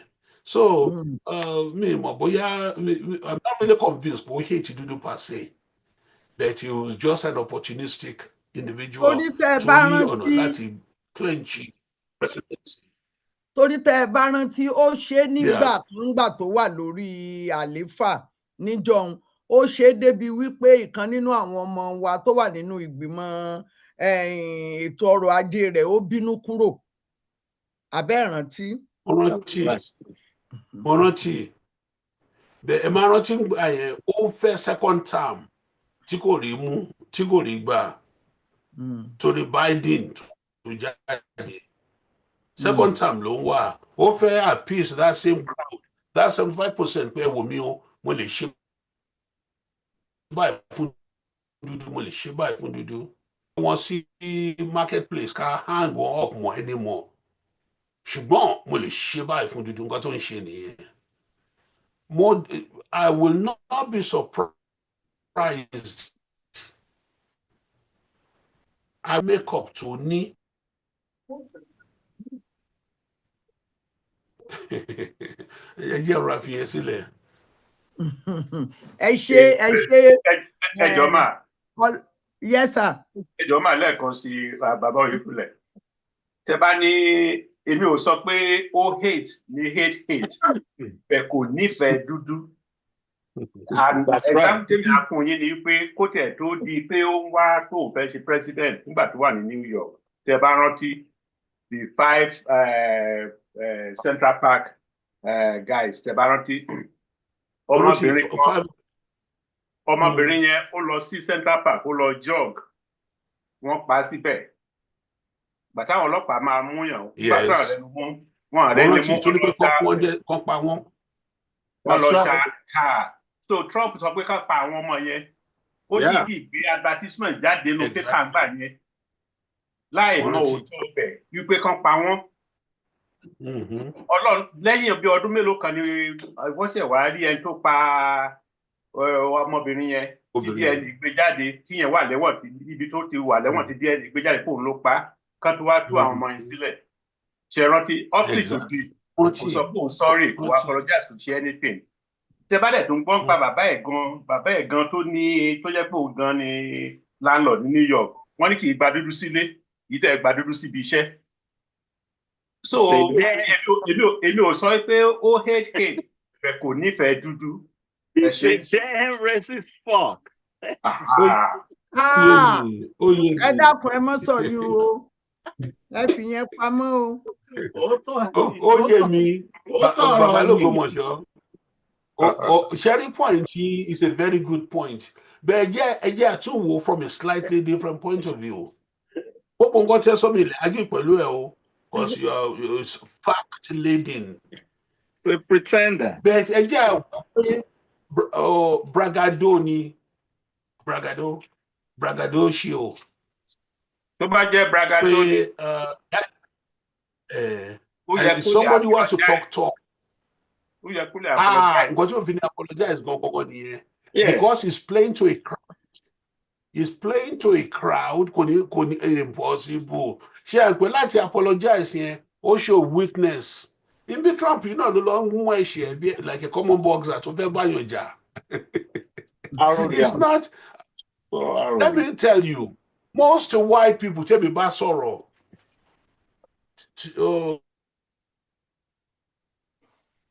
I'm gbọ́ yín o. Mi lè sọ bóyá ẹni tó pọ̀ mo jẹ́ dúdú náà fi so lé fún mi o. It's not the type of person any of them want to have as a friend.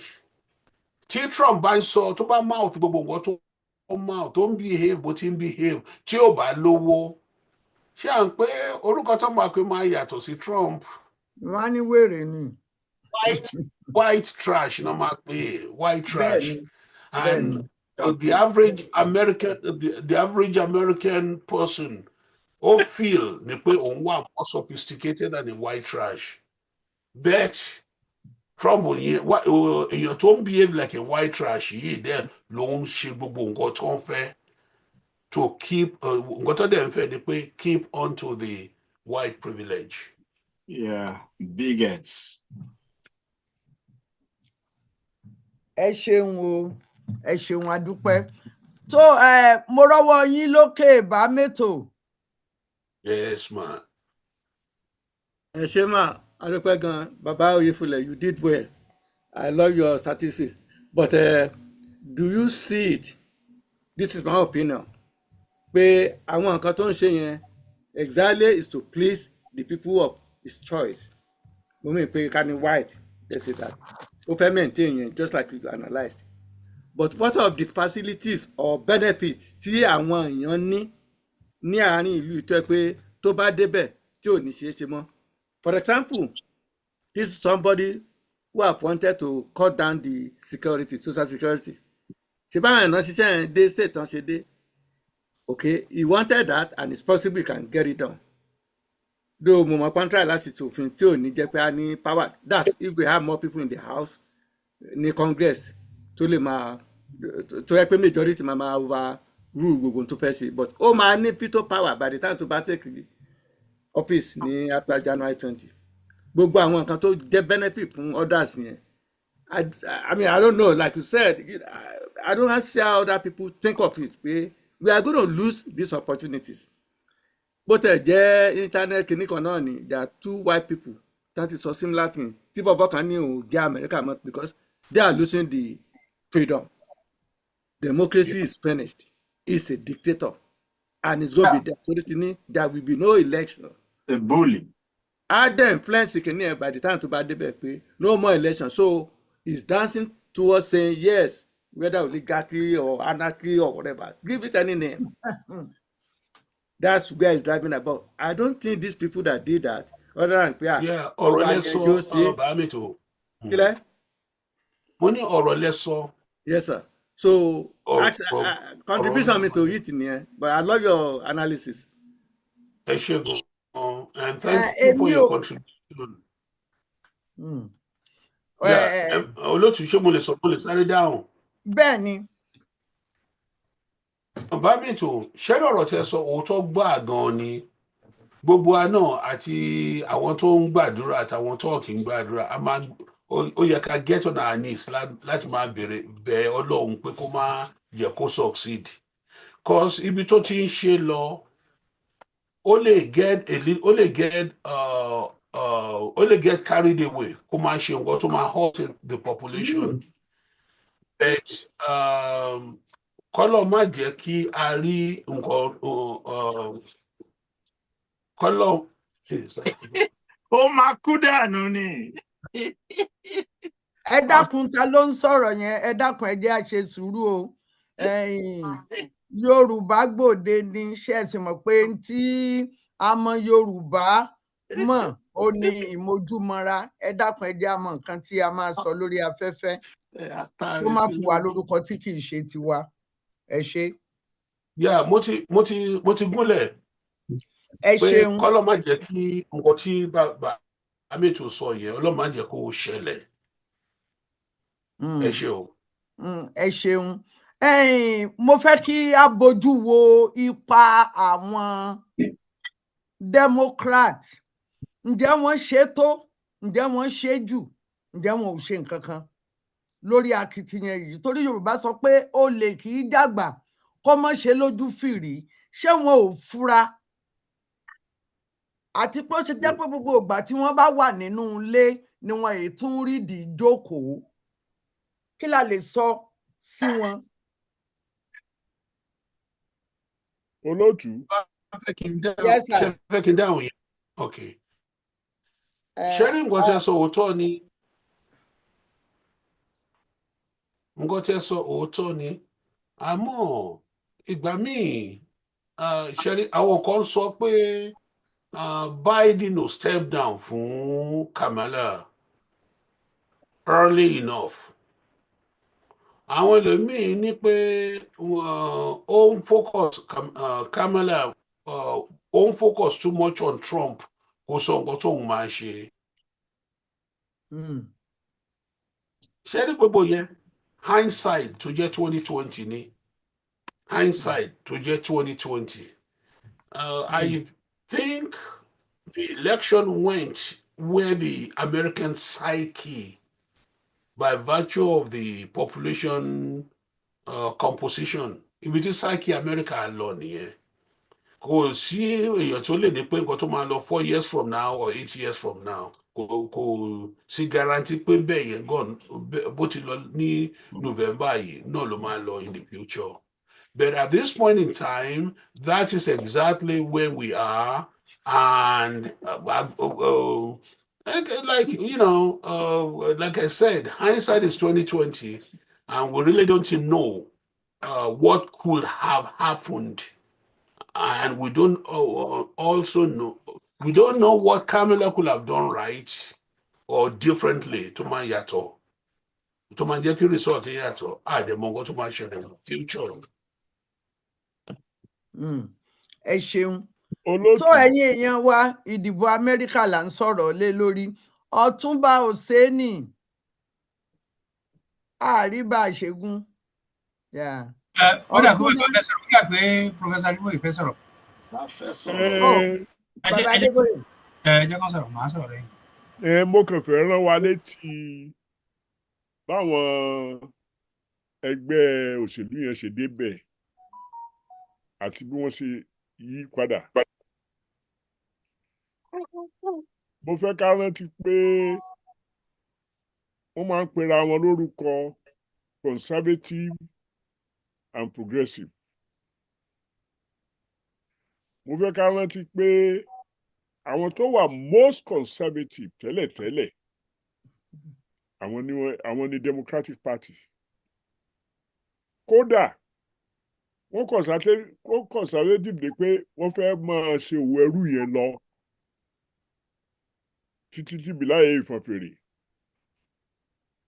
Ẹ má gbàgbé ọ̀ká má gbàgbé pé àwọn tí ó mọ ìlọsíwájú níwọ̀nba tí wọ́n rò pé àwọn máa jàǹfààní ní nǹkan tí ó wà too conservative, àwọn ló lọ dá Republican Party sílẹ̀. In particular, Abraham Lincoln. So, ngbà wo nìkan wá yí tí conservative tó fi di progressive, tí progressive fi di conservative.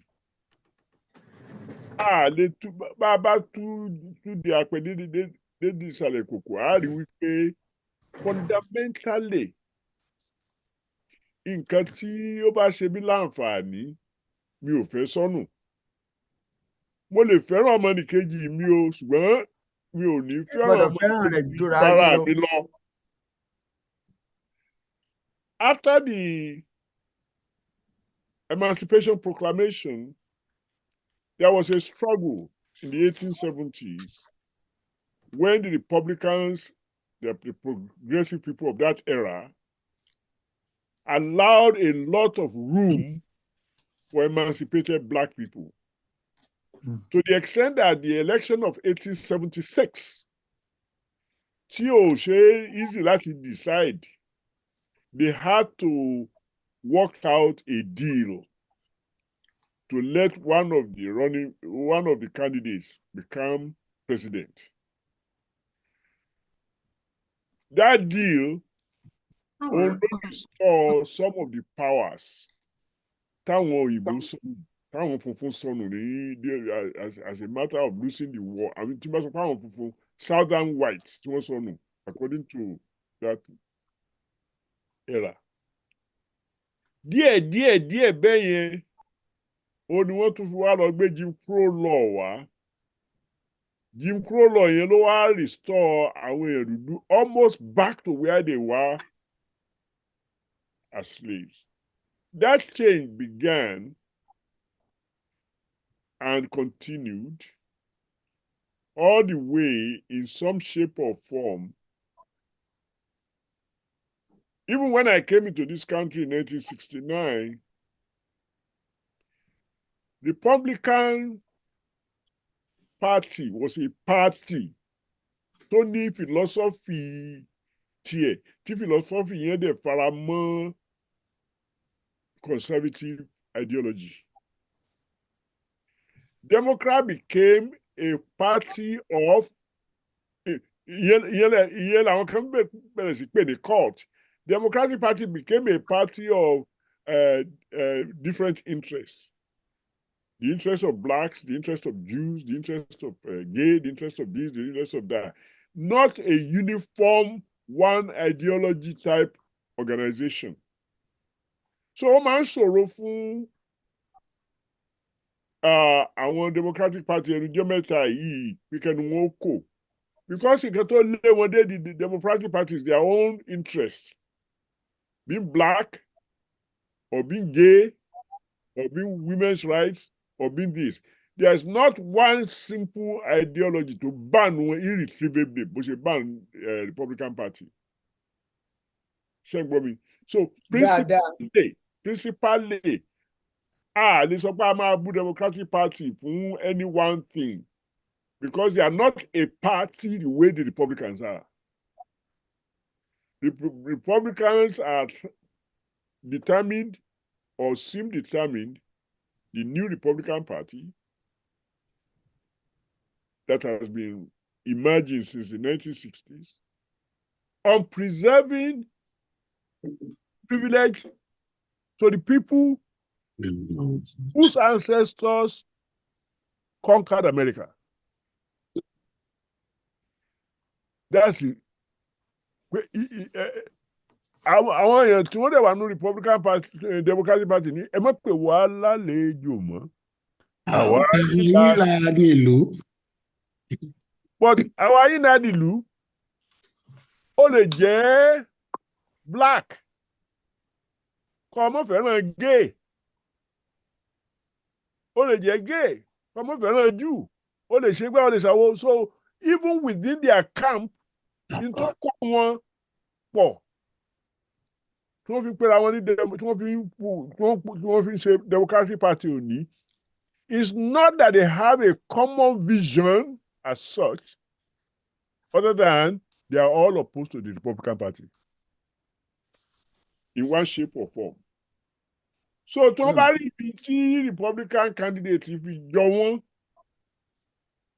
tí èmi Democrat bá rí ibi tí Republican Party fi jọ mí, tó bá lè jẹ́ ẹ̀kẹ́ tó ká mi láyà, mo lè lọ dìbò fún wọn láì fẹ́ràn most of what they do. Wọ́n ní kí wà lára ẹni ká wá lọ bò mí. Bàbá tó bí ìyàwó mi, Republican ni tó fi kú. Wow.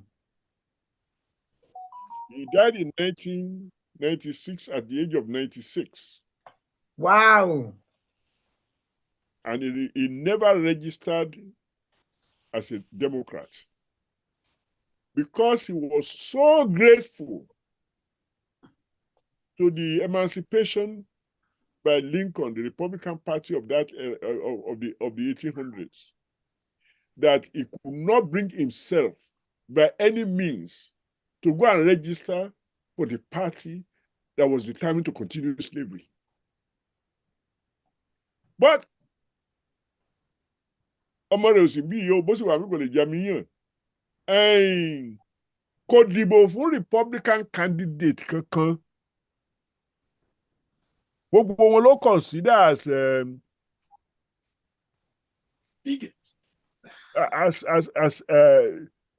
aberration to republicanism. For my father-in-law, republicanism was just. He was freeing slaves. He was giving this. He was giving that. So àwọn tó wá later on tí wọ́n behave bákan bàbá tí ń dúró de wọ́n pé njọ́ kan àwọn amárí Republican Party wọ́n gbà padà. So àfọwọ́ di mú wa lọ dìbò fún Democrat. Ìyẹn ìkan ọlọ́yin kan. This last election, lẹ́yìn ìgbà tí wọ́n ti dìbò tán, I was going to Baltimore for some family affair and listening on the radio. And I saw a black pastor, àwọn oní church, on radio, on TV, tó sọ pé àwọn Democrat yẹn wọn ò mọ Ọlọ́run. Àwa oríṣiríṣi nǹkan sí wọn lẹ́sẹ̀ dúdú níbi tèmi ni o. A dẹ̀ sọ oríṣiríṣi nǹkan tí wọ́n fi tako Jésù, ìgbà àwo kìrìkì sí lẹ́gbàá. I'm very genuinely. If you interpret the Bible the way he does, you will see his stance. So get àwọn dúdú mi ò fi dìbò fún Kamala. It may have nothing to do with what concerns you and me. It may be just a matter of religion tí wọn ò mọ nǹkan míì ju Bíbélì lọ. Obama. Mi ò mọ̀ bí wọ́n mọ Bíbélì ọ̀gán o. Mi ò mọ̀ bóyá mo agree pẹ̀lú interpretation wọn o. But how could I agree when I'm not even one of them? So the point I'm making ni pé nǹkan tó ń distract àwọn èèyàn tá à ń pè ní Democrat ó pọ̀ ju nǹkan tó unite wọn lọ. And so it's always a very difficult question to answer. The Democrats need to do enough. Who are the Democrats? And what is enough? With what percentage of their population? Unlike Republicans who have almost a uniformity of purpose in terms of how the country should be run. Otto? Obama married gay people. Eh? Torí homosexuality ni pastor yẹn ṣe ń sọ nǹkan tó ń sọ o. That's right. A dẹ̀ kóòtù Bíbélì, Hophni and Phinehas, ìgbà wo, ẹ ń bá gbárùn nǹkan báwọn yẹn gbọ́. Kò sí nǹkan bí tó jọ́ lójú ju nǹkan tí Ọlọ́run sọ nínú Bíbélì lọ.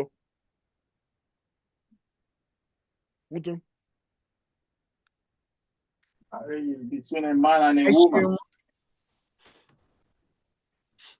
Ẹ ṣeun o, ẹ ṣeun adúpẹ́. Ẹ jẹ́ kí n finish o. Wọ́n ní bí kí bá wọnú gbà fọ̀rọ̀ lọ́rọ̀ ẹni wò. Ẹ wá yí padà.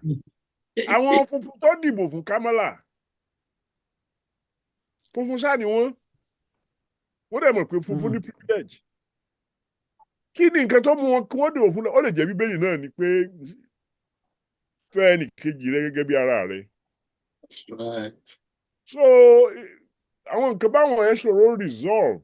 The only people tí ó máa ń try láti resolve nǹkan báwọn yẹn ó ní ẹni tí ò bá wà imprisoned by one belief or another, whether the belief is religious or secular. Tó máa reason ara ẹ̀, tó máa reason nǹkan tó máa ṣe according to logic, not according to belief or faith. Ẹ ṣeun wo bàbá, mo dúpẹ́ púpọ̀ púpọ̀. Ọ̀túnba Òsénì. Báàlẹ̀ méje rò kú. Bàbá ní Àwórì. Ẹ ṣe mo kí. Àwórì ní capital ẹ̀ Yorùbá, má wọrí. Kò jí change àwọn Ìjẹ̀bú try kò ṣe ṣe sà. Àbí má. Mo kí gbogbo lé.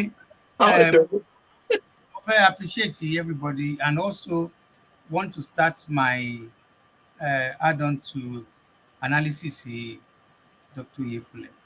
As a student of political science, as a public and social political commentator, and also as an analyst in global, I have to say one thing.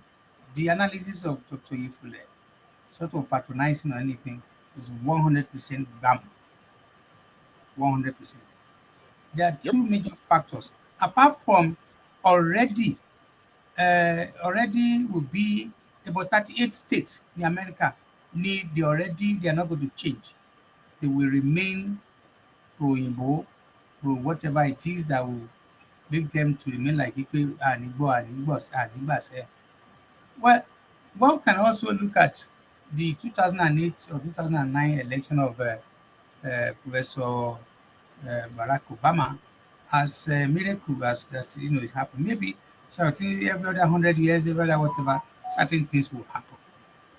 But this time around, and also I have to quickly say that one student might want to ask, should be white me Hillary at the same Thunderman, Trump. People can also say, you can also ask that question. But then the answer is also in the analysis of Dr. Yefule. On that particular one, the last one I'm making like Hillary at home, they are both white. The issue of matter, is America ready for a female president or a woman president is also debatable.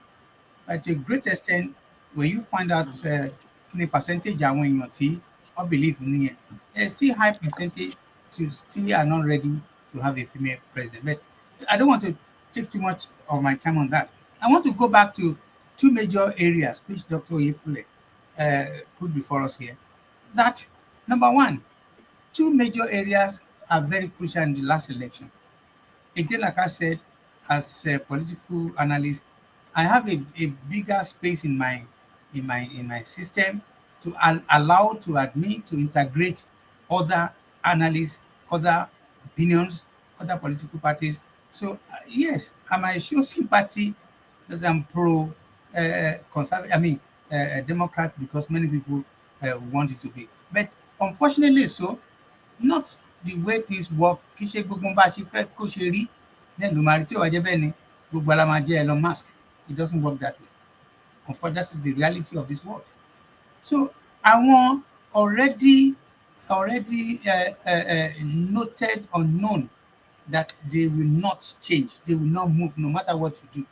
Òun làwọn area because they will remain red until such a long time.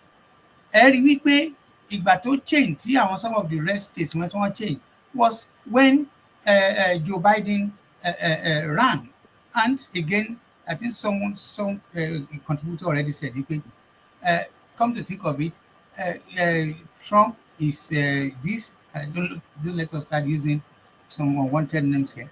But the Americans have opportunity to choose between Biden and Trump. Ibẹ̀ gan ló tún confirm again the stand of Dr. Oyefule that white will continue to be domineering. And when you look at the percentage of blacks wà America, percentage Latinos wà America, tẹ́ bá ṣírò gbogbo papọ̀, tẹ́ bá join ẹ̀ mọ́ra wọn, ẹ rí pé kò ṣe lè make an average obìnrin candidate of Democrats to win as easily as it. So that was the result. The result is clear based on this analysis. It's based on the scientific argument pé àwọn èèyàn kan wà say no matter what you do or say. Plus the two major issues. And we have Yorùbá ní ẹran tó ní iná pè iná mọ́ àbára ìmọ̀ sọ. That we have somebody kò kà kò lè kéèpòkèwé tó kà náà tá àríwú ẹ̀rí tó ti mọ̀ sí pé area méjì kan kò sí any day anytime. Issue of economic and issue of immigration. And kò dẹ̀ sí ìlú tí ò ń lo immigration yẹn. Even though àwọn tá à ń gbé UK, àwọn tó ń gbálẹ̀ tó ń fọlẹ̀ tó ń fọ bọ́ọ̀sì tó ń wa bọ́ọ̀sì tó ń ṣègbà tó ń ṣàwo, they are immigrants in most cases. Torí àwọn òyìnbó wọn lè fi EastEnders, wọn lè fi program wọn lè fi Manchester United, wọn lè fi ṣeré. And the same thing in America. 3/4 of most of the dirty jobs are done by the immigrants. So you cannot remove it. Àwọn politicians, they will continue to use it as a tool láti máa fi whip up àwọn èèyàn tó bá fẹ́ gba election. Now, let me now conclude. So for me, it is not miracle. It is not miracle. I would compare Biden to Trump, then Trump to Hillary, and Trump again to Kamala. It's just a case of àwọn positions kan wà tó di pé they are settled. You cannot change them. Tó bá tún di ní ọ̀la, tó bá tún ṣe election, tó tún gbé wá, tó tún jẹ́ pé the same situation in election wà bẹ́ẹ̀ ni, it is going to be difficult for any Democrats to win Trump. So I want to appreciate everybody. It's my pleasure contributing. And finally, I want to say something. This might also be a little bit Kenny. When JFK, nephew Kennedy, wanted to contest, wanted to be the candidate, probably if he was, despite his flaws, whatever, where results he would be different. Because that would have been again confirming what Dr. Oyefule said, that it would have been a case of the area majority of white want to vote less than 50% for Kamala, they will probably vote for, because I met an American woman in New York when I was coming back to the UK. We were just talking and say, oh my God, I can't wait till election day. I can't do this, I can't do that. But it happens to be, she's a minority. Nobody in America does not know it. Trump is not the kind of a puppet. He represents what he stands for. Ẹ ṣeun o. Ẹ ṣeun adúpẹ́, mo kí gbogbo ẹ̀yin èèyàn. Alàgbà ọmọọba Túnjí Kalẹ̀jayé.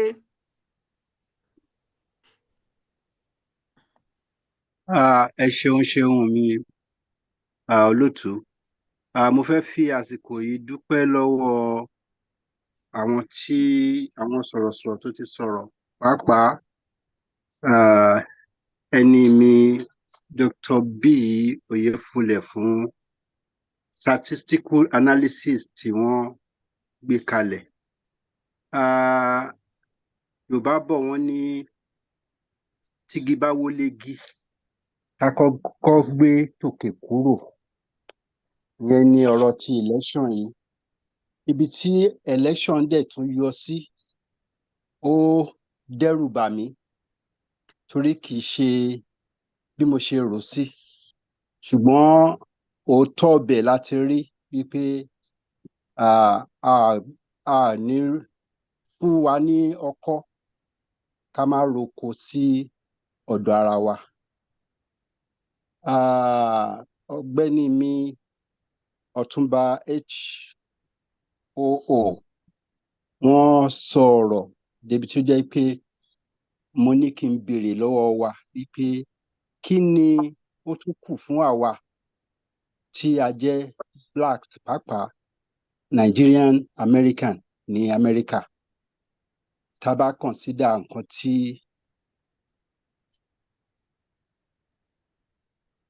President Trump before now tó ti ń sọ wípé báyìí ló ń ṣe máa ṣe, báyìí ló ń ṣe máa ṣe. Ǹjẹ́ hope wà fún wa? That is my number one question. Number two, wouldn't in the political terrain of the US, wouldn't people now, or some people be regretting that Biden gave up his position for Kamala to run? Exactly. Because ká ní láàrin Biden àti Trump ní election yìí falls sí, it's going to be a different story. I'll leave that for this for us to talk about if need be. Ẹ ṣé, mo dúpẹ́ gan, olótùú. Ẹ ṣeun. Ibi tí ẹ̀yin tún gbà wóhùn ó tún dáa, mo nífẹ̀ẹ́ sí torí á fún àwọn èèyàn ní àǹfààní láti sọ̀rọ̀, kálukú á lè sọ ti ẹnu ẹ̀. Tá a bá rántí nǹkan tó fà á tí Biden fi give up, tó fi dá mi ń bẹ̀, tó fi rò pé kò sọ́nà ń bẹ̀ ni wípé nígbà tí wọ́n ń sọ̀rọ̀ àwọn èèyàn rò pé àgbà ti ń dé sí i. Àwọn èèyàn rò wípé kò lókun nínú, kò sì ní ẹ̀mí àti jà. Mo rò pé nǹkan táwọn èèyàn rò nígbà yẹn nìyẹn. Tẹ́ ẹ bá rántí pé pàápàá jùlọ Obama gan kò ní ìgbẹ́kẹ̀lé nínú Biden mọ́. Lásìkò ìgbà náà òun ló fà á tí ó fi di wípé wọ́n yọwọ́ kílàǹkó rẹ̀ kúrò nínú àwo ní ìgbà yẹn. Ṣùgbọ́n ojú tèmi fi wò nìyẹn. Ojú tí ọmọọba Túnjí Kalẹ̀jayé tí wọ́n fi wò ó yàtọ̀, bóyá ojú tí ẹlòmíì náà tán fi máa rí. Amòye bàbá l'Ógbómọ̀ṣọ́. Biden is a fighter. Ẹ ṣé púpọ̀ olótùú. Gẹ́gẹ́ bí ìtẹ́ ẹ̀ṣẹ̀ mẹ́nu lé yẹn nípa ọ̀rọ̀ Biden, èmi rò pé ká ní Biden ṣe tó bá forí títí dídòpin kò lè wọlé. Ìdí lójú tèmi ni o. Ohun tí mo dẹ̀ bí tí mo fi sọ bẹ́ẹ̀ nìyí. Tẹ bá kíyèsí ọ̀pọ̀lọpọ̀ ìgbà ló ń dàbí pé cognitive health ẹ̀ ó ń deteriorate bó ṣe ń lọ. Ṣé pressure tó wà ní di campaign kì í ṣe nǹkan kékeré. À ń fún èèyàn tó ti dàgbà dé ibi tó dé yẹn tí kì í ṣọjọ́ orí ẹnìkan bí ò ṣe pé gbogbo nǹkan tó wà lágbárí ẹ̀ gan nígbà yẹn kò àti ṣiṣẹ́ bó ṣe ọ̀pọ̀lọpọ̀ kó máa ìbànújẹ́ bẹ́ẹ̀ ni kò ṣiṣẹ́ bó ṣe yẹ kó máa ṣiṣẹ́ mọ́ ṣe mọ̀ and ẹni ọ̀rọ̀ ẹ̀ wá dàbí ọ̀rọ̀ àwọn boxers ṣe bá kíyèsí nígbà táwọn boxers bá ń lágbà ayé tí àwọn àlè nǹkan kan yẹn ẹni bá lè pariwo jù níbi tí wọ́n ti lọ ṣe pre-boxing kìíní yẹn ó dàbí pò ló máa ń win tó lè pariwo tó lè halẹ̀ tó lè ṣe gbogbo ẹ̀ ipò yẹn dẹ̀ ni Trump bọ́ sí tí Trump bá rí tẹ́ ṣe mistake ẹyọkan báyìí ó máa sọ̀rọ̀ lórí ẹ̀ ní kọ̀ láì mistake ti ẹ̀ dẹ̀ pọ̀ àwọn èèyàn rẹ̀ ò rí sọ sí kò sẹ́ni tó ṣe mistake tó Trump rí nínú gbogbo àwọn tó ń sọ pé àwọn jẹ́ tó ń campaign but mistake tó ń bá ṣe kò sẹ́ni tó ń gbé jáde but ìfẹ́ lòmíì bá ṣe. ẹni ayé ń fẹ́ ni kò lárùn kan lára. tẹ bá ké sọ̀rọ̀ Trump ẹ rí i pé Trump ò bẹ̀rẹ̀ campaign nígbà tí gbogbo wọn bẹ̀rẹ̀ campaign ọjọ́ tó ti lose ló ti ń campaign ọjọ́ tó ti lose ní 4 years ago ló ti bẹ̀rẹ̀ campaign so kò iṣẹ́ kó ṣe bẹ̀rẹ̀ campaign and ó dẹ̀ ti dá ẹgbẹ́ tó dá sílẹ̀ yẹn MAGA group yẹn kò sí nínú àwọn tó wà nínú Republicans tó lè sọ ọ̀rọ̀ against Trump táwọn yẹn ò ní lọ kógun bá so ìyẹn tún ṣe ẹ̀rù bà gbogbo àwọn tó wà tó rọ̀ mọ́ yíká èèyàn mélòó lẹ́rìí tó sọ pé òun fẹ́ contest pẹ̀lú ẹgbà tán ṣe tán sọ pé wọ́n wá presidential candidate ẹni bá sọ pé òun fẹ́ ṣe ẹni bá sọ pé òun fẹ́ contest pẹ̀lú ẹ̀ ìyẹn tí wọ́n kó òun. nínú pátì tí wọ́n gangan. bẹ́ẹ̀ ni ọ̀pọ̀lọpọ̀ àwọn tó jẹ́ olórí pátì yẹn tó yẹ kó máa sọ̀rọ̀ lẹ́ni wọn lè sọ̀rọ̀ mọ́ gbogbo ló ti lọ fẹ̀yìntì pé a ò bí ẹ bá dé tóró ti gbóhùn lẹ́nu gbogbo wọn. so òun àti Biden fẹ́ pé òun àti Biden ni ó máa flọ Biden ẹ bá ìka pàrọ̀ fúnra wa ń bẹ̀ yẹn. then ohun kan mìíràn tún fẹ́ sọ ni pé ṣẹlẹ̀ àwọn oní single issue agenda wọ́n pọ̀ ní US gẹ́gẹ́ bí bàbá ṣe àlàyé nínú ọ̀rọ̀ wọn. ọ̀pọ̀lọpọ̀ àwọn èèyàn ló jẹ́ pé for example tẹ́ bá wo àwọn onígbàgbọ́ àti dúdú o àti funfun nínú àwọn onígbàgbọ́ ọ̀rọ̀ gay yẹn ó ká wọn lára tóbi dórí ara àwọn tèmi náà mọ̀ níbẹ̀ tó lọ sí church tó bá máa sọ̀rọ̀ báyìí ọ̀rọ̀ gay mọ́ kí ló dé àwọn tibí náà ń ṣe gay kí pé wọn kì í ṣe gay yẹn kò ń ṣe Democrats nìkan ló ń ṣe gay l'Amẹ́ríkà ṣebí ọmọ Cheney ṣebí gay ni ṣebí lesbian ni òun dẹ̀ ni DP Bush àbí kò sí àti gay o àti Republicans àti Democrats gbogbo wọn ló ń ṣe gay ó kàn fáwọn kan gbé lórí jù kan lọ ni àwọn kan ń defend wọn ju àwọn kan lọ ohun tó ṣẹlẹ̀ nìyẹn so àwọn onígbàgbọ́ wọ̀nyẹn ìyẹn tó wá yà lẹ́nu jù lọ́rọ̀ àwọn onígbàgbọ́ yẹn ni pé these are the same onígbàgbọ́ tó pé ìgbà tí wọ́n pa George Floyd tí wọ́n rẹ́nu sọ̀rọ̀ ìgbà tán fún George Floyd lẹ́nu tán fún lọ́rùn mọ́lẹ̀ tó kú àwọn onígbàgbọ́ àti dúdú àti funfun kò sí àwọn kan wọn tó sọ̀rọ̀ pé nǹkan ṣe ò dáa àwọn ló wá ń gbèjà gay lónìí so ọ̀rọ̀ wọn yà mí lẹ́nu then àwọn tí mo tún wá rí tẹ bá kíyèsí ìjà tó ń lọ ní Middle East ó dàbí pé yẹn tó kó bá Kamala díẹ̀ gan torí àwọn Arab tó wà ní Michigan tó wà ní gbogbo àwọn Muslim tó wà ní Wisconsin gbogbo tó wà káàkiri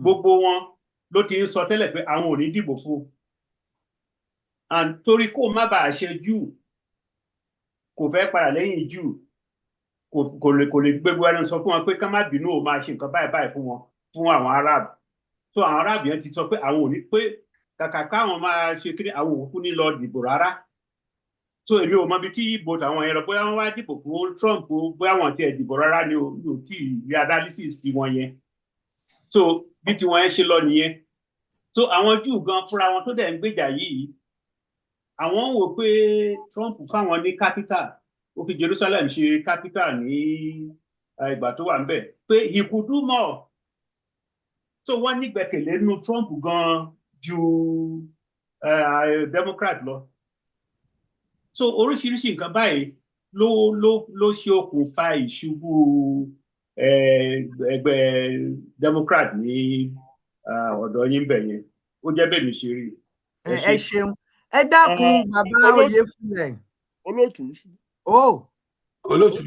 olóòtú ṣé mo lè sáré respond kó bàbá ń sọ̀rọ̀ òkè. mo fẹ́ fi kan kún fún yín ní bàbá Oyèfúlẹ̀ kẹ́ lè pa gbogbo ẹ̀ pọ̀. Ó sì ti fẹ́ sápá mi lórí nísìn. Èyí mo fẹ́ fi kún ni pé asọ́lọ asọ́bọ̀ ta ni Elon Musk kí ni tiẹ̀ àti sọ̀rọ̀ lórí rẹ̀ tó ìtì ìgbàláyé dáadáa o. Ta ni kí sì ni tiẹ̀ Elon Musk ṣé Elon ni àbí Elon? Musk ni Elon Musk ẹ ṣe ẹ mọ fi Alani Musk Alani. Ẹ má jù ọgbọ́n èèyàn gidi jó kọpọ̀ o. Alani. Òun gẹ́gẹ́ bí ẹnìkan mo fẹ́ ká wò ó dáadáa. Kí ni tiẹ̀? Kí ni a sì rò pé ó jẹ́ ìfẹ́ Russia nínú ẹ̀ torí má ṣe dìbò tán ní Ìlànà àbẹ̀tí pé ń ló gba Russia lọ. Ẹ jẹ́ ká wo àárín yẹn. Ṣé Kamala kò wọlé ni àbí wọ́n ní ò wọlé? Bàbá Oyèfúlẹ̀. Ìjà tí wọ́n fẹ́ kí n dáhùn sí yẹn Elon Musk white South African and white South Africans will always side with the rural crowd, rural population of America. Tẹ́ bá fẹ́ wo bí most of them máa ti vote. Rural population in America, which is about 35% of the population, 63% of them voted for Trump, only 35% voted for Kamala Harris. Ẹ má dẹ̀ gbàgbé pé lára 35% yẹn 6% of them, 90% of 6 of them, in other words, 0.06 times 0.9. Our multiply by the overall American population, no one in rural here. Because there's a lot of white or black folks in the rural South. So, in other words, the rural population that voted 35% for Kamala, Taba she adjustment but the black to one there. Only 30% péré ló vote for Kamala. 30% péré. And bóni àwọn yòókù vote fún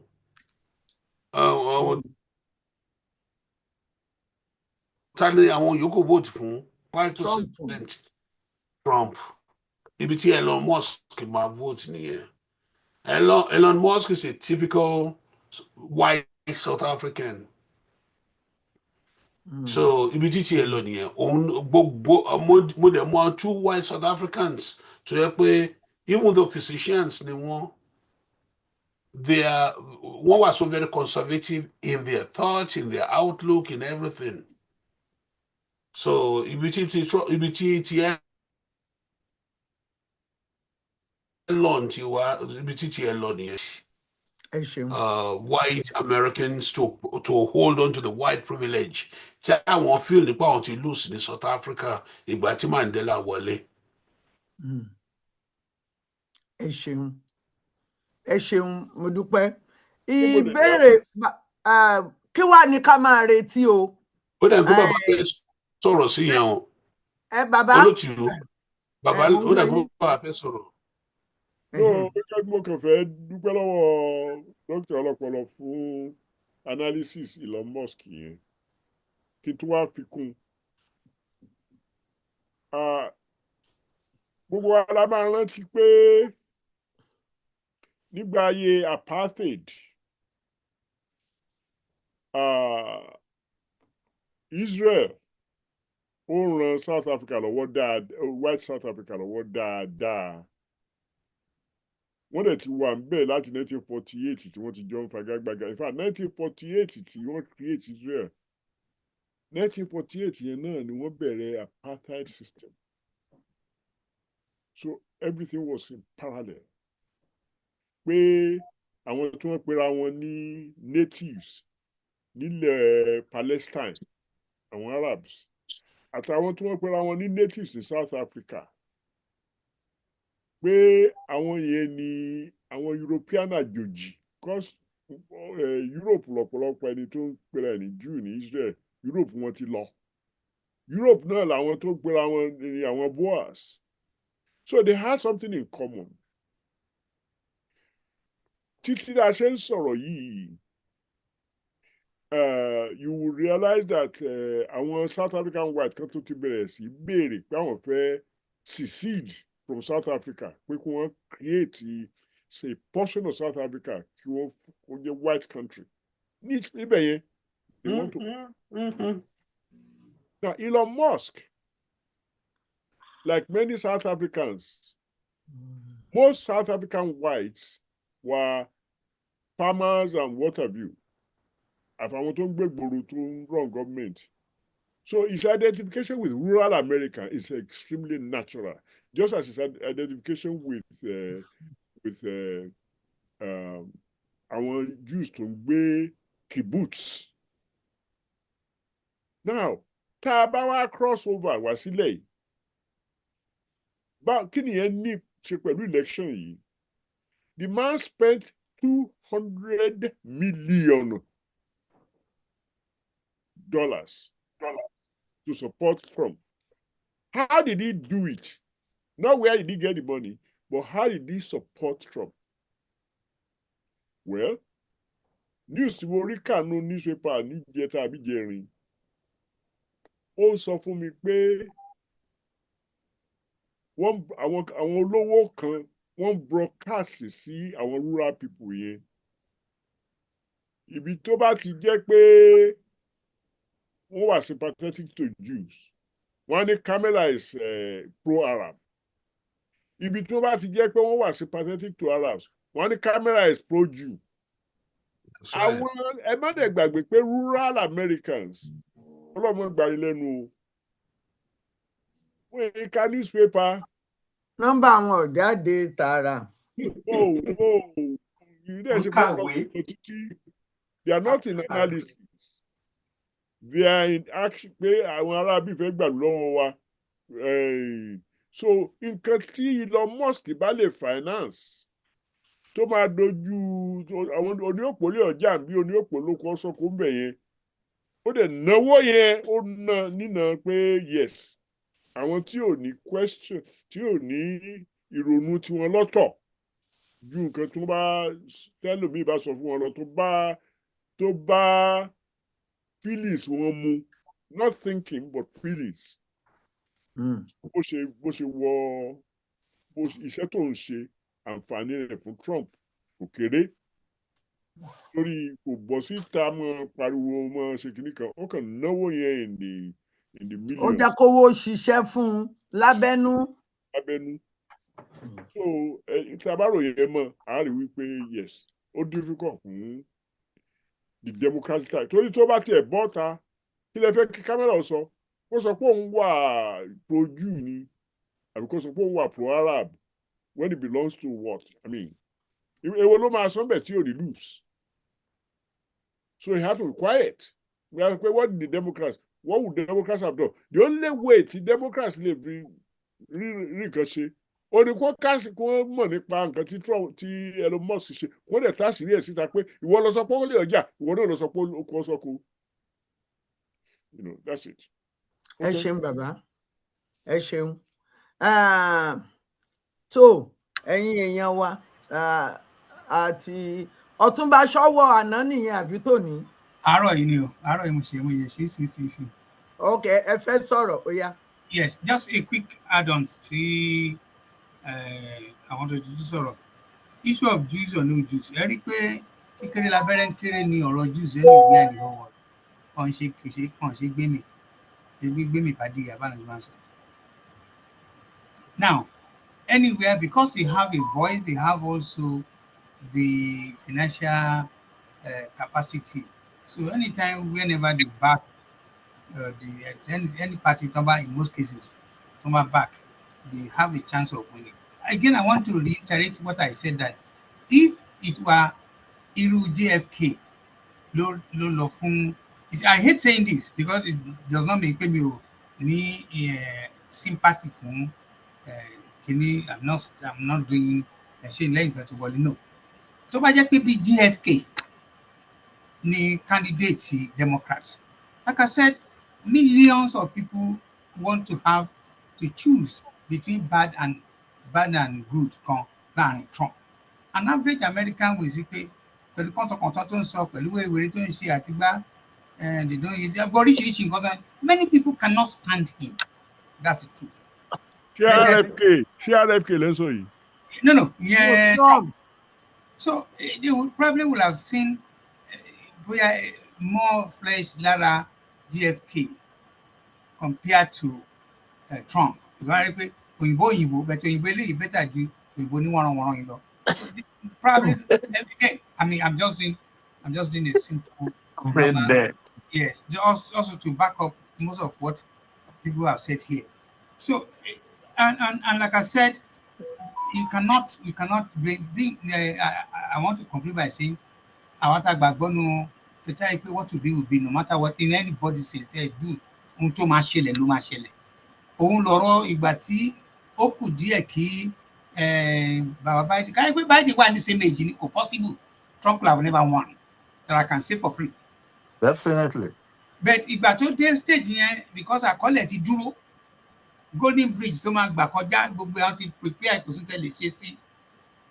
Òun ni tí bàbá di tí ò lè spell orúkọ ara ẹ̀ mọ́, tó ti bẹ̀rẹ̀ sí ní jù, tí òun ò lè mọ̀ pé ṣọ́ lè fi dìgbò kọ́wọ́ tàbí ṣẹ́ ní wàhálà yẹn ti bẹ̀rẹ̀ fún. And then if you see the way Kamala emerged, it's also the best way to do it, because 120 something days or 100 something wasn't enough fún yànpọ̀nyánrin láti bẹ̀rẹ̀ sí máa ta ló máa ṣe gbá, ṣé Michelle Obama ni tàbí ìyàwó lágbàgbọ́. They weren't time for all that.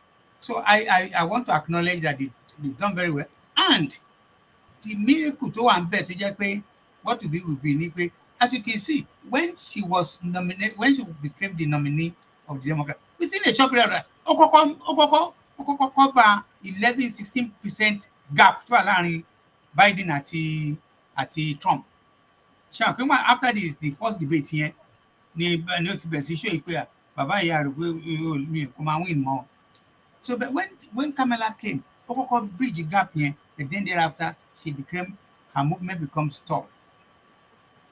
They continue to say it's tight. They know, and the truth of the matter is, yes, I work towards contributing to opinion poll, but at the same time, it shows clearly, like Dr. Oyefile said again, you cannot predict human, but I predict what I predict. Issue of immigration, issue of economy become too prominent in their mind. Not only in America, most Western countries, the leaders around the same time will work on fall be a pack of cards. So economy, immigration, and some other sensitive area to whip the sentiments of the people who are used. Now, we don't expect Kamala to be so because apart from she was campaigning on a very narrow edge. And that's again, I want to acknowledge the analysis of Dr. Yves, because if you put all these people together, probably our minority here and there, 14%, can represent me. Baba you probably not going to vote Kamala to win, because we're still going to remain as more or less like a kind of minority. I want to thank everybody again. Elon Musk, for me, Elon Musk is a typical Agbero. So he knows what he's doing. He knows what he wants. He wants to use his money to get more whatever it is. And Eric Kumati, Baba Trump, Gogo Kumara, they are out in 10% in it. So they are willing to break the odds They are ready to do what other people will not do. And finally, ọmọlúwàbí ò sínú politics. Aṣíwájú won the election because of òun ló mọ̀ nípa jàgàjàgà wèrè wọ́nranwọ̀nran kátikàti Nigerian politics. Thank you very much. Ẹ ṣeun ọwọ́ tí mo rí yìí bàbá Bánkọ́lé ṣọ́wọ́ àná ni àbí tòní. Ọwọ́ àárọ̀ yìí ni o. Ok ẹ̀gbọ́n sí i kẹpẹ. Ẹ ṣeun púpọ̀. Ẹ jọ̀ọ́ èmi kàn fẹ́ sọ̀rọ̀ lórí pé bóyá RFK bóyá Kamala ṣe rí èmi rò pé bí RFK bá bá Trump ṣe kìíní yẹn òun gan ò lè ríbi mú ẹ má yẹ ká fọwọ́ fúnra wa kò lè ríbi mú RFK kìí ṣe tó táyé mọ̀ débi wọ́n mọ ìdílé ẹ̀ ṣùgbọ́n òun gan fúnra ẹ̀ kìí ṣe ẹni tó yẹ pé ó popular ó fi bẹ́ẹ̀ popular bẹ́ẹ̀ tó dẹ̀ ní charisma tó yẹ pé Amẹ́ríkà gba tiẹ̀ bí wọ́n ṣe gba ti Trump yẹn so mi rò pé ìyẹn ṣẹlẹ̀ and again tẹ́ bá wo ìgbà tí wọ́n gbé kinní ẹ̀ fún Kamala rí that upsurge nínú popularity ẹ̀ tó wáyé pé àdúgbò ìgbà yẹn àbí time ìgbà náà lọ dìbò ní nǹkan bá ṣẹnu rẹ̀ fún un ṣùgbọ́n nígbà tí nǹkan tó fi máa di pé ó lọ bí oṣù kan àbọ̀ nǹkan ó di pé honeymoon yẹn ti ń lọlẹ̀ agẹ́gbọ́n rẹ̀ ṣe sọ lẹ́ẹ̀kan ẹ rántí pé Trump ò ṣe bẹ̀rẹ̀ campaign Trump ti ń campaign látìgbà tó ti lose níjọ́sí ló ti bẹ̀rẹ̀ campaign Kamala campaign fún how many months bóyá 2.5 months or 3 so ìyàtọ̀ yẹn l'Amẹ́ríkà ó ṣe pàtàkì nínú gbogbo tó bá ń ṣe òṣèlú ní ibi ó mì pé Trump ti wà lójú ayé táwọn èèyàn ti ń rí tó everybody ti mọ̀ before that and but ibo la wá ń lọ sí pẹ̀lú ọ̀rọ̀ bàbá yìí àwọn nǹkan tèmi lè rí gẹ́gẹ́ bí layman ni pé Amẹ́ríkà máa prosper pẹ̀lú bàbá pẹ̀lú Trump yìí torí gbogbo àwọn nǹkan tó sọ pé ó máa ṣe yìí torí tó fẹ́ ṣe gẹ́gẹ́ bí ọ̀rọ̀ ẹ̀ ó fẹ́ impose tariff káàkiri here and there so ìyẹn á mú manufacturing padà wá sí Amẹ́ríkà gbogbo àwọn warehouses wọn tó ti wà vacant gbogbo manufacturing plant ó fẹ́ mú wọn padà wá ìyẹn máa help so the average man nílùú yẹn á rí tàbí ṣe sí ìyẹn ní on the economic side ṣùgbọ́n tó máa ṣẹlẹ̀ ní pé bí economy ṣe ń ṣe sí làwọn èèyàn máa fẹ́ràn ẹ̀ sí báwọn èèyàn ṣe ń fẹ́ràn ẹ̀ sí lòun náà máa lo gbogbo ipò ẹ̀ láti jẹ́ wípé kò ní kúrò ńbẹ̀ mọ́ tẹ́ bá wo Supreme Court báyìí àwọn èèyàn ló kún bẹ̀ àwọn federal courts tán bá tí Democrats ò bá tán bá múra àti yan èèyàn sí kán tó lọ báyìí tó bá ti débẹ̀ máa fíìl gbogbo ẹ̀ tẹ́ bá wo kábínẹ̀tì ẹ̀ àwọn yẹsàyẹsà ló ń kó síbẹ̀ tí Tinubu yẹn kékeré ni ṣé ẹ rántí pé ní Nàìjíríà Akpabio sọ pé kò sí tí Tinubu máa gbọ́ tóun ní fọwọ́ lù kò sí tí kinní kan tàwọn eléyìí máa burú jù yẹn lọ tòró ló ní Senate òun ló ní House of Rep òun ló ní Judiciary tó fi dé Supreme Court èmi sọ fún yín lẹ́yìn ẹ lọ kọ́lẹ̀ nígbà ọdún mẹ́rin bá máa pé Trump àwọn nǹkan ṣe tó fi máa di pé kò ní kúrò bẹ́ẹ̀ mọ́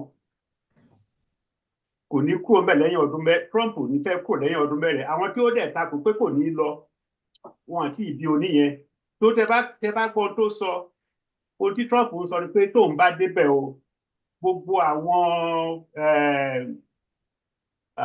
bureaucratic appointments tó wà lókè káàkiri Ministry of Justice Ministry of Education Health gbogbo ẹ̀ báwọn yẹn ó máa lé wọn dànù àwọn political people ló fẹ́ fi sí àwọn politicians ló fẹ́ fi sí àwọn ipò àwọn bureaucrats wọ̀nyẹn so that àwọn èèyàn ò ní lè sọ̀rọ̀ torí àwọn bureaucrats àwọn lè sọ pé no but ohun tí Trump sọ pé ó máa ṣe nìwọ̀nyẹn gbogbo deputy secretary of state assistant secretary of state positions àwọn èèyàn ló máa yàn síbẹ̀ tí ò ní lè gbó lẹ́nu ó dẹ̀ máa bẹ̀rẹ̀ pẹ̀lú army staff ṣe rántí pé jọ́sí bàbá tó wà ní military yẹn ni ò jẹ́ kó rí nǹkan kan ṣe Miller ní ọ̀bọ̀yẹ rántí ìjọ tó gbé báìbù ní lódìlódì tó lọ sí church tó ní kí máa yẹn máa bọ̀ kí máa yẹn náà mọ̀ pé tó lọ ṣe nìyẹn máa yẹn ni ò jẹ́ kó rí nǹkan ṣe lọ́dún yẹn ìbá gba ìjọba yẹn máa yẹn ni ò tẹ̀lé torí yẹn lọ túbá lẹ́yìn ìgbà tí máa yẹn padà dé lóṣù ká wọn mọ̀ pé lọ́nà tán ní kó wọn á ṣe yẹn kí wọ́n kà pé kó máa bọ̀ ní White House ló ń sáré lọ bá wọn ló ń bá jọ wọn ó ní tó kán má rò pé òun assist pé wọn ti ẹ gbọ́dọ̀ ró níbi tó ti ń assist tó ti ń ṣe ní political rally or anything bí Trump bá ṣe débẹ̀ àwọn èèyàn tẹ̀ ló máa fi sí military positions wọ̀nyẹn àwọn tó máa ṣe ẹ̀sà fún èmi ń sọ fún after 4 years Trump ní bí rè bẹ̀rẹ̀ Amẹ́ríkà máa lówó lọ́wọ́ sí Amẹ́ríkà máa wà prosperous sí àbọ̀mí rè. ẹ ṣeun mo dúpẹ́ púpọ̀ mo dúpẹ́ púpọ̀ lọ́wọ́ yín ẹ ṣeun a dúpẹ́.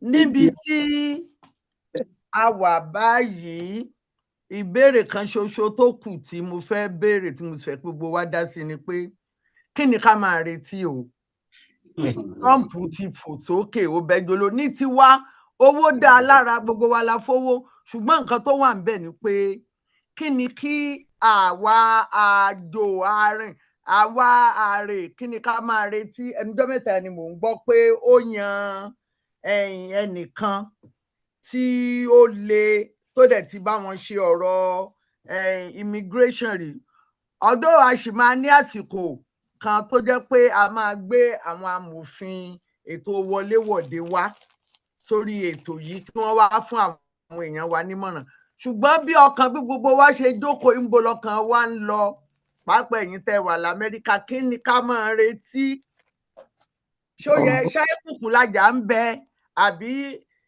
kò mọ́ lọ bẹ́ẹ̀ ká fọkàn balẹ̀ ẹ̀yin àwọn àrè pàápàá àwọn àrè tíwèé wọn ò tí ì ṣáájú jọ.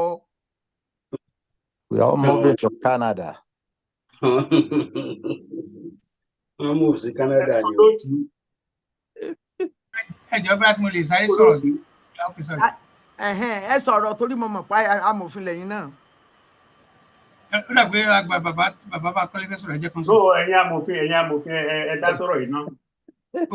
kò sí ẹni tó wà lẹ́yìn ni pé make reference sí Senate ṣe rí kò sí bó ṣe lè kó burú tó náà ní kí kò sí bó ṣe lè kó burú tó kó má kú sàǹdà tàbá ẹ̀yin tẹ́ gbọ́ Yorùbá ẹ̀kọ́ rẹ̀ sí mi o. now ṣe rí the way things are ẹ rí pé already some of agbára tó rò pé òun ní gangan that can be curtailed that can be checked because the check and balance náà ni system as messy as democracy is many countries are using is very very messy. At the same time I don't think anybody should believe pé gbogbo nǹkan tó lóun fẹ́ ṣe ló máa get to because at the end of the day he will still have to most of his business and most of whatever he wants to do we have to go through the two houses rep at the Senate. Having said that it is also seen that it looks like you have overwhelming majority in the houses. But I can imagine that there are certain things the House of Senate will not agree to him to do. Yes, I'm also believing that Empire America is not going to be forever. Till the Empire might be but if at the end of the day, look at his choice for Attorney General, I'm not too sure whether that's not going to be smooth something confirmation. There are a couple of other appointments. There are also a couple of other things he wants to do that the Senate will now not going to see each around as a Republican or as a Democrat. They will unite, they work together to make sure that certain things does not go through. So I think I'm going now. Ibo ni àwọn Nigeria to America, àwọn friends of America. You are still going to be there. Àwọn illegal immigrants are still going to be there nicely. Kò lè lé gbogbo illegal immigrants. Illegal immigrants about 25 million. Bó ló fẹ́ kún ìyára ìbò ló ti fẹ́ ṣe. There are still people that are still going to be there. Permanently, they are going to be there. So in the process, I know the man they stay o man re ìjà. O man dey point connect to them best relax and certain things come. Not because of anything. A typical example again is if you start talking about slash tariff 60%. So it's a country like China at the moment, of course not. It goes both ways. So and then why they go gbèsè tí America jẹ àgbáyé gangan China gangan náà jẹ ní gbèsè jù So there be a way to work things out. Sherry bully yàtọ̀ pé wèrè wọ́n American politics Alhaji Trump náà gbélé lọ́wọ́ òun ló fi win nìyẹn. So bẹ̀tẹ̀ máa ti débẹ̀ báyìí ara máa because àwọn nǹkan míì wà tí ò lè dá ṣe. It's not possible. It is not possible kò lè dá ṣe no matter how much power tó ní. So ayé tẹ wà ní America tẹ jẹ́ tí ó bá ti regulate ìwé ẹ̀ bóyá within a short period of time lọ regulate ìwé ara wọn tí wọ́n dẹ̀ ti regulate ẹ̀ àwọn tó dẹ̀ tí wọ́n bẹ̀ kọ́ wọn fọkàn balẹ̀ gradually kó máa tó bọ́ lọ́wọ́ òun náà fún ẹlòmíì. And then in another 2 years time I believe I'm wrong. If I'm wrong, please correct me. In America, there's going to be another election that may even generate another big upset, another big changes in his plan route to govern. Thank you very much, sir. China will bring another virus. I mean, but the next 2 years election can make or break, so if that comes and the composition of the House of, the Congress changes, then it's going to find it difficult to do certain things. Don't mess with China.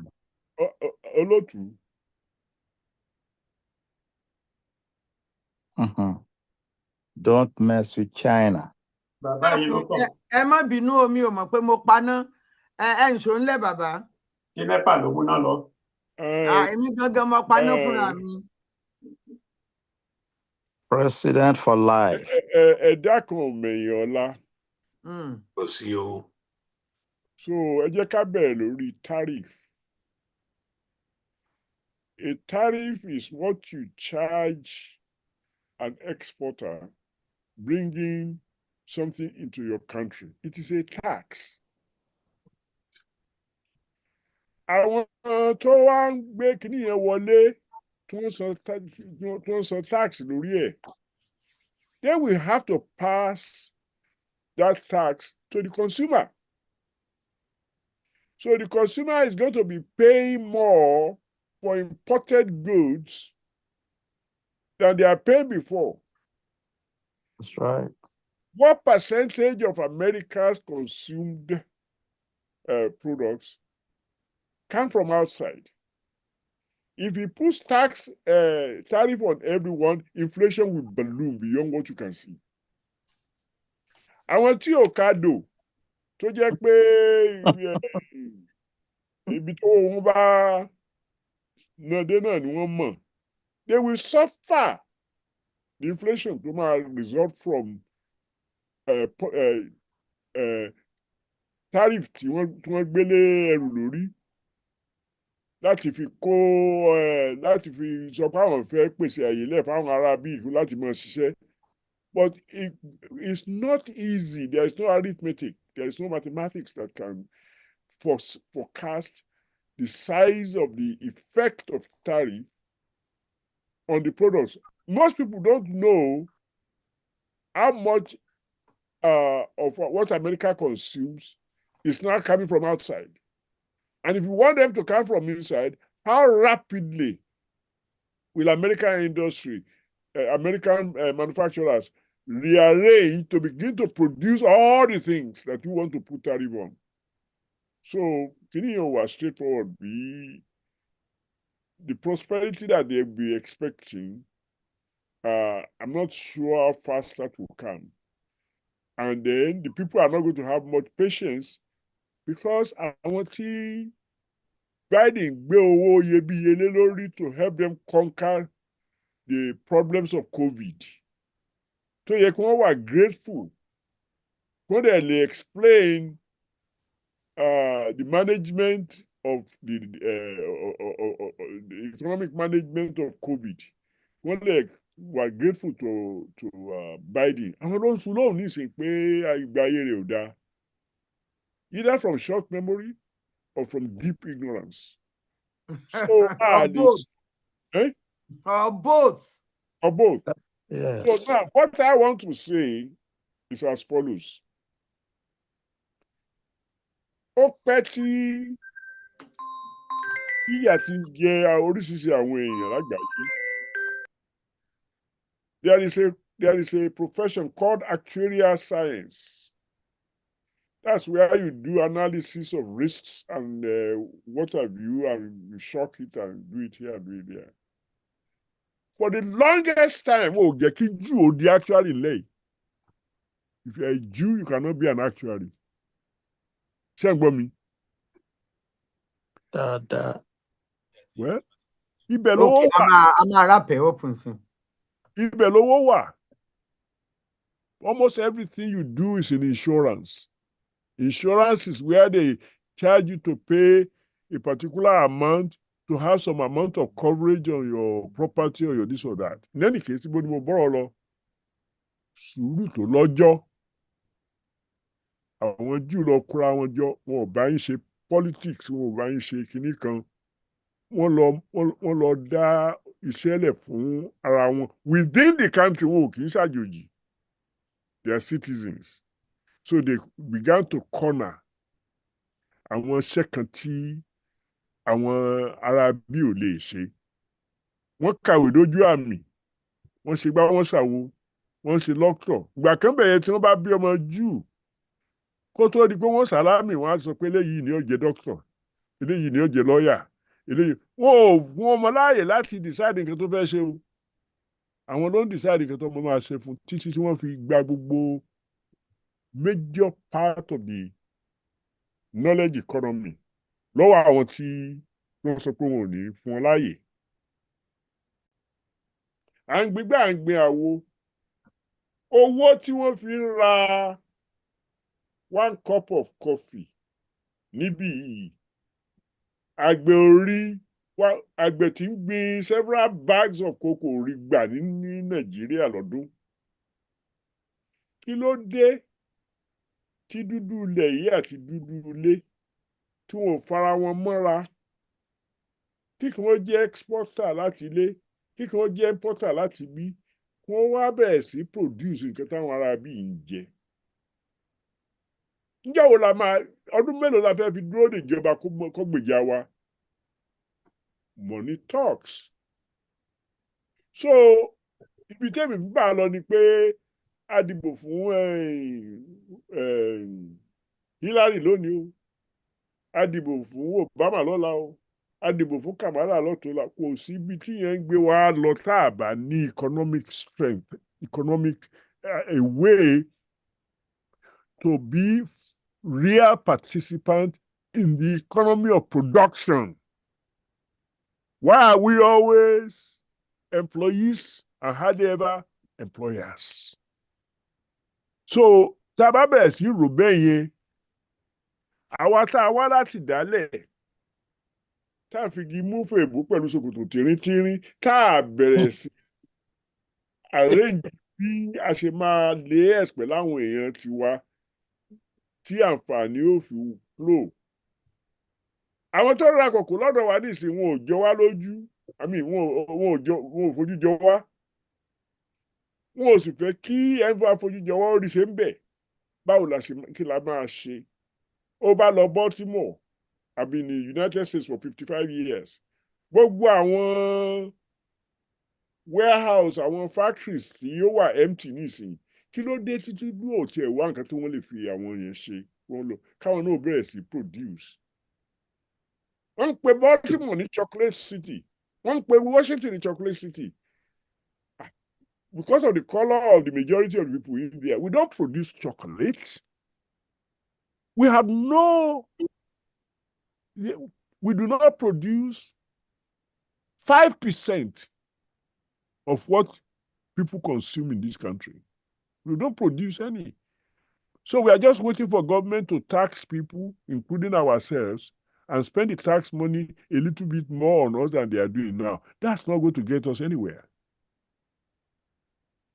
Ẹ jẹ́ ká ronú jinlẹ̀, ká rí ibi tí nǹkan gbà lọ, ká dẹ̀ wo ibi tí a ti lè tẹsẹ̀ bọ nǹkan tí a fi tiwa ṣe. But tá a bá gbé orí lọ́rọ̀ ìjọba wọ́n ń dìbò wọ́n ń wọlé ní àdẹ̀ ní enough votes láti dìbò láti wọlé. Bàdẹ̀ tiẹ̀ wọlé ọ̀hún gan-an, government will have to be open and we are not a majority. So ẹ jẹ́ ká ronú nǹkan báwọn wọ̀nyẹn bá ṣe ronú ẹ̀ lé, and it goes both ways. Ìràpadà adúláwọ̀ globally kò sẹ́yìn ìràpadà adúláwọ̀ in their local places. In fact, it is by collaboration and cooperation that we can change the destiny of either group. Ẹ ṣeun. Wow, mo dúpẹ́ púpọ̀. Mo tún rí ọwọ́ kan lókè. Alàgbà Wọlé Òní láti ilẹ̀ Gẹ̀ẹ́sì nílùú Èbó. Ẹ ṣé olóòtú, mo kí gbogbo ilé o. Mo kàn fẹ́ very quickly padà sí ọ̀rọ̀ Elon Musk àti Trump. And the quick, I just want to make a prediction. Ìpè tẹ́ bá wo gbogbo àwọn tó bá Trump ṣiṣẹ́ nígbà tó ṣe presidency the first time, from Mike Pence who was his vice president, Cohen, who was his solicitor, his chief of staff, gbogbo wọn ló bá Trump jà in the end. And my prediction is that nǹkan tó dá Trump àti Musk together, òun náà ló máa dá wọn rú. Yes, and my prediction is within 6 months, certainly less than 1 year, they're going to fall out. They will fall out for one reason or the other. That's all I have to say. I'm not going to be king. Share. Tẹ́ ẹ bá wo ọkùnrin tí ń jẹ́ Trump, wọn kèéré ní bá ṣọ̀rẹ́ dalẹ̀ lóòótọ́ náà. Then Anthony Sakara. Ẹni bíi tiẹ̀ ń ló lè bá ṣọ̀rẹ́ yẹn worú ará Russia. Ọ̀rẹ́ wọn wọ̀ nítorí pé ẹni bí ni ṣùgbọ́n gbogbo èèyàn ò lè gbogbo àti níjà lè ìdí tí most people most white Americans middle class wọn ní irú Trump gẹ́gẹ́ bí ọ̀rẹ́. Bẹ́ẹ̀. Yẹ gan-an nìyẹn. Ẹ ṣé, thank you. Bẹ́ẹ̀ ni, ẹ ṣeun. Kim Jong-un. So, níbo ló kù sí? Adúpẹ́ lọ́wọ́ Ọlọ́run ọba.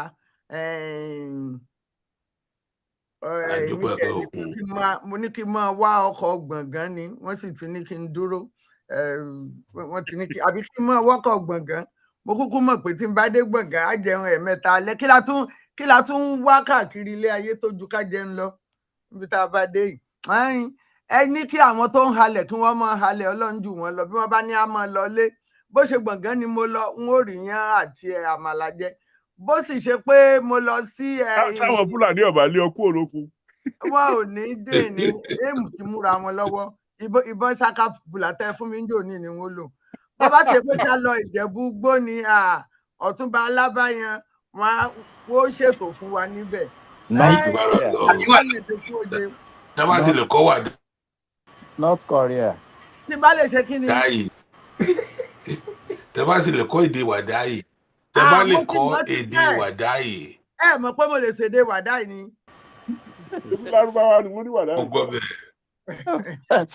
Lọ sí North Korea. Ẹ ṣeun o, ẹ̀yin èèyàn wa. Mo fẹ́ ka kinní tí alàgbà Wọlé Oyèlọ́lá tí wọ́n chat, ó wà interesting. Wọ́n ní, what about the school of thought that Russia and Elon Musk must have hatched? Ṣé hatched ni àbí hack lè fẹ́ kọ? Hatched the voting machines in favor of Donald. Kò sí tí ò possible. Ẹ ṣàjẹ́ àfi gbogbo ẹ̀ lẹ̀ fún Ọlọ́run. Ọlọ́run lọ́ba elétò tó lè kún. Sisi Ṣọlá, irú yẹn out of the 50, how many states ni yẹn máa ti possible? I think that should be an answer to that. Ẹ má sọ pé yẹn possible. Ẹ má sọ pé kò possible. Ẹ rántí oṣù kan sẹ́yìn, ohun táwọn ọmọ Ísírẹ́lì kan ṣe fáwọn Arab. Ǹjẹ́ yẹn lè sọ pé yẹn lè possible? Sọ pé anywhere tán bá wà ní péjà wọn ló explode over 1,000 pages tó lọ káàkiri. Ẹ má sọ pé kò ṣe rí bí kan láti lọ ṣe àwọn kinní wọ̀nyẹn. Ṣé bí kan láti rà wọ́n? Ìjọba wọn lọ nìyẹn. Ẹ má sọ pé kò, èmi ò sọ pé wọ́n ṣe o. Ìgbà pé kò possible yẹn ẹ má sọ pé kò possible. Èmi kan sọ pé bí how many states ni yìí máa ṣe possible. I'm with both of you. The number of states tí Kamala lè lose ó wà. tó jẹ́ the number of states tí Kamala lè win ó wà. Ibi tí Trump ti win ó làwọn states wọ́n pè ní kí wọ́n ti pè wọ́n yìí o tó jẹ́ toss up. Ibi toss up yẹn ni rigging ti lè ṣẹlẹ̀. Swing states. Swing states. Ibẹ̀, and there are only about 7 of them. And there are enough of them to determine the election. Get me? Mi ò sọ pé wọ́n rig o, mi ò sọ pé wọ́n rig, but the method of winning depends on how well you do in the so-called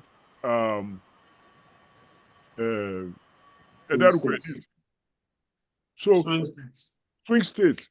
Ibẹ̀ ni Elon Musk máa concentrate sí tó bá jẹ́ pé nǹkan tó fẹ́ ṣe nìyẹn.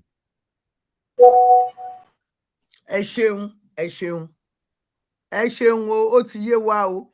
Tó ẹ̀yin èèyàn wa, a ṣe èyí tí ajíṣẹ́ tẹ́ ẹ rán wa. Mo dúpẹ́ púpọ̀ lọ. Àmọ́ àbúrò ìyàwó Ìbàdàn ṣé kò sí? Mo tiẹ̀ pé wọ́n lénìí, wọ́n láwọn wá sọ́dọ̀ ọmọ àwọn dókítà ní New York. Màá wá fi iṣẹ́ yín jẹ́ fún wọn. Ẹ ṣeun.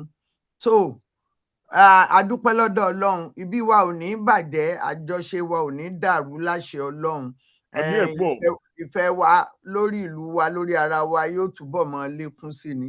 Mo dúpẹ́ lọ́wọ́ gbogbo ẹ̀yin èèyàn tí ẹ wá lónìí, tí ẹ máa wá ní ọjọ́ mẹ́jọ, tí ẹ sì tún máa dàníyàn láti rí i pé Yorùbá Gbòde kò relẹ̀. Àtilé àtọ̀nà yín Ẹlẹ́dàá yóò mọ̀ pamọ́ ní gbogbo ọ̀nà. Ojú òní yín tì, ẹ ní tẹ́. Ní ọjọ́ mẹ́jọ, nǹkan tuntun ni a mú wá lórí ètò Yorùbá Gbòde. Ẹ̀yin náà ẹ mọ̀ ta wá lólobó. Tí ẹ bá rí àwọn nǹkan tí ẹ rò pé ó yẹ kí a sọ̀rọ̀ lé lórí, ó di dandan ká jíṣẹ́ yín kó lè bá a ṣe é ṣe fún gbogbo wa. Mo dúpẹ́ lọ́wọ́ àwọn amòye mi. Ó bẹ̀rẹ̀ látorí Ọ̀túnba Alábáyan of Ìjẹ̀bú-Igbó, Aṣíwájú of Àgémowó, dókítà ọlọ́pọlọ. Mo dúpẹ́ lọ́wọ́ yín. Láṣẹ Ọlọ́run ẹ ní ṣìṣe, ọpọlọ yín ò ní dópè. Ẹ fọmọyọ bẹ́ẹ̀ tí máa ń ṣe ní gbogbo ọjọ́. Ẹ ṣeun, a dúpẹ́. Mo dúpẹ́ lọ́wọ́ bàbá l'Ógbómọ̀ṣọ́, Àyẹ̀rú Ọ̀kín Ọlọ́fà àmọ́jọ, ẹnjíníà àgbà. Ẹ ṣeun, ẹ kú àtàárọ̀, ẹ kú ọ̀rọ̀ ìlú, ẹ kú ọgbọ́n inú, ẹ kú òye ara. Ẹ̀yà ẹ̀ẹ́rà ẹ̀ ní kú láéláé. Bákan náà, mo dúpẹ́ lọ́wọ́ amòye àgbà, bàbá amòye, bàbá Adéníran Adébóyè, ọ̀jọ̀gbọ́n ìlú, bàbá ìṣirò. Ẹ ṣeun bàbá, ọpọlọ yín ò ní dópè, a máa rí yín bá. Ṣé ẹ rí ọjọ́ ìbí tẹ́ ẹ ṣe ń jẹta hùn? Ọ̀pọ̀lọpọ̀ rẹ̀ ni ẹ ṣe nílé alààyè. Igbá ilé yóò lé, àwo ilé náà kò ní fàya. Ẹ bá wa kíyàwó wa, ẹ kó tó bá ti já méjì, àwa ní ká kọ́kọ́ gbọ́ lórí Yorùbá Gbòde o. Ẹ ṣeun, a dúpẹ́, mo dúpẹ́ pẹ́ òkun. Gbogbo ẹ̀yin kò yẹ kó gbò, Ọ̀túnba Òsénì, dókítà Ọ̀tíyẹmí, mélòó ni wọ́n mọ̀ ọ́ kà? Yèyé Àbíkẹ́, mo kí yín. Alàgbà Wọlé Oyèlọ́lá, alàgbà Wọlé Òní, gbogbo yín ni mo kí. Kuburat iPhone. Kuburat iPhone. Kí wa ló kọ yín Kuburat iPhone, kó kọ yín orúkọ yín Sẹ́lẹ́kẹ́jọ jù bá ń lọ. Ọ̀dà, ẹ dákun, ẹ bá mi tẹ́ẹ̀sì nọ́mbà yín sí 860-371-9367. Ẹ bá mi tẹ́ẹ̀sì nọ́mbà yín ká lè bá a máa fi àtẹ̀ránṣẹ́, ká lè bá a máa fi ṣọwọ́ sí yín, kẹ́ lè bá a mọ ohun tí a tún ṣe ní ọjọ́ míì. Oníyan ṣe, ọlọ́bẹ̀ ṣe, àwa tá a jẹ́ náà a kú àìbínú. Ní ọjọ́ mẹ́jọ ni a tún pàdé lórí ètò Yorùbá Gbòde.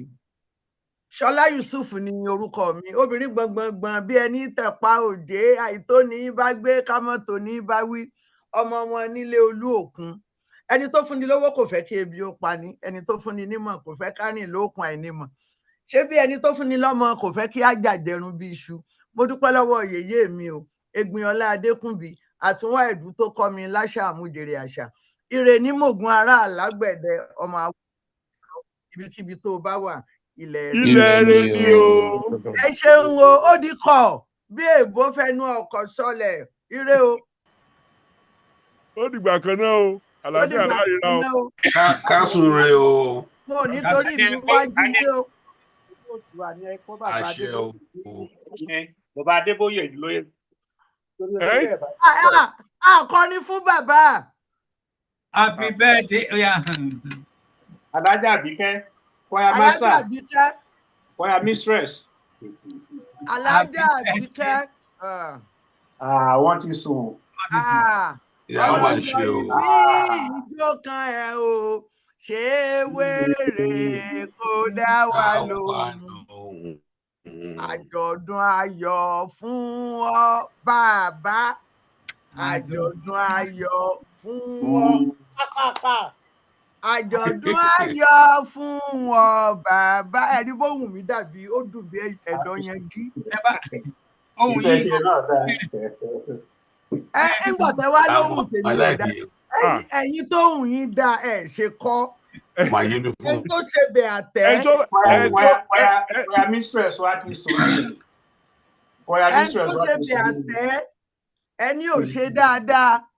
Ẹ mọ̀ pé ẹni tó fi ìdí àdá tó fi pa àjànàkú ó ṣe díẹ̀ lọ́bẹ̀, ẹran ni ò gbé wálé. Ẹ mọ̀ fún mi. Ohun yìí gangan da àwọn olóhùn bíi oyin ṣúgà kan ńgbà mìíràn tí ẹ̀ tà wọ́n sìn bẹ́ẹ̀ ṣe irú orin tí ẹ̀ ń kọ yín gan láyé ń fẹ́ sìn ẹ̀ tí ẹ̀ máa dàbí combination of rap àti gbogbo ẹ̀ àti ìjìnlẹ̀ ní. Fún tẹ́ ẹ sọ yìí mi ò ní bú ẹ̀wórì mọ́. Ire o. Ẹ ṣe ó dìgbà kan náà o.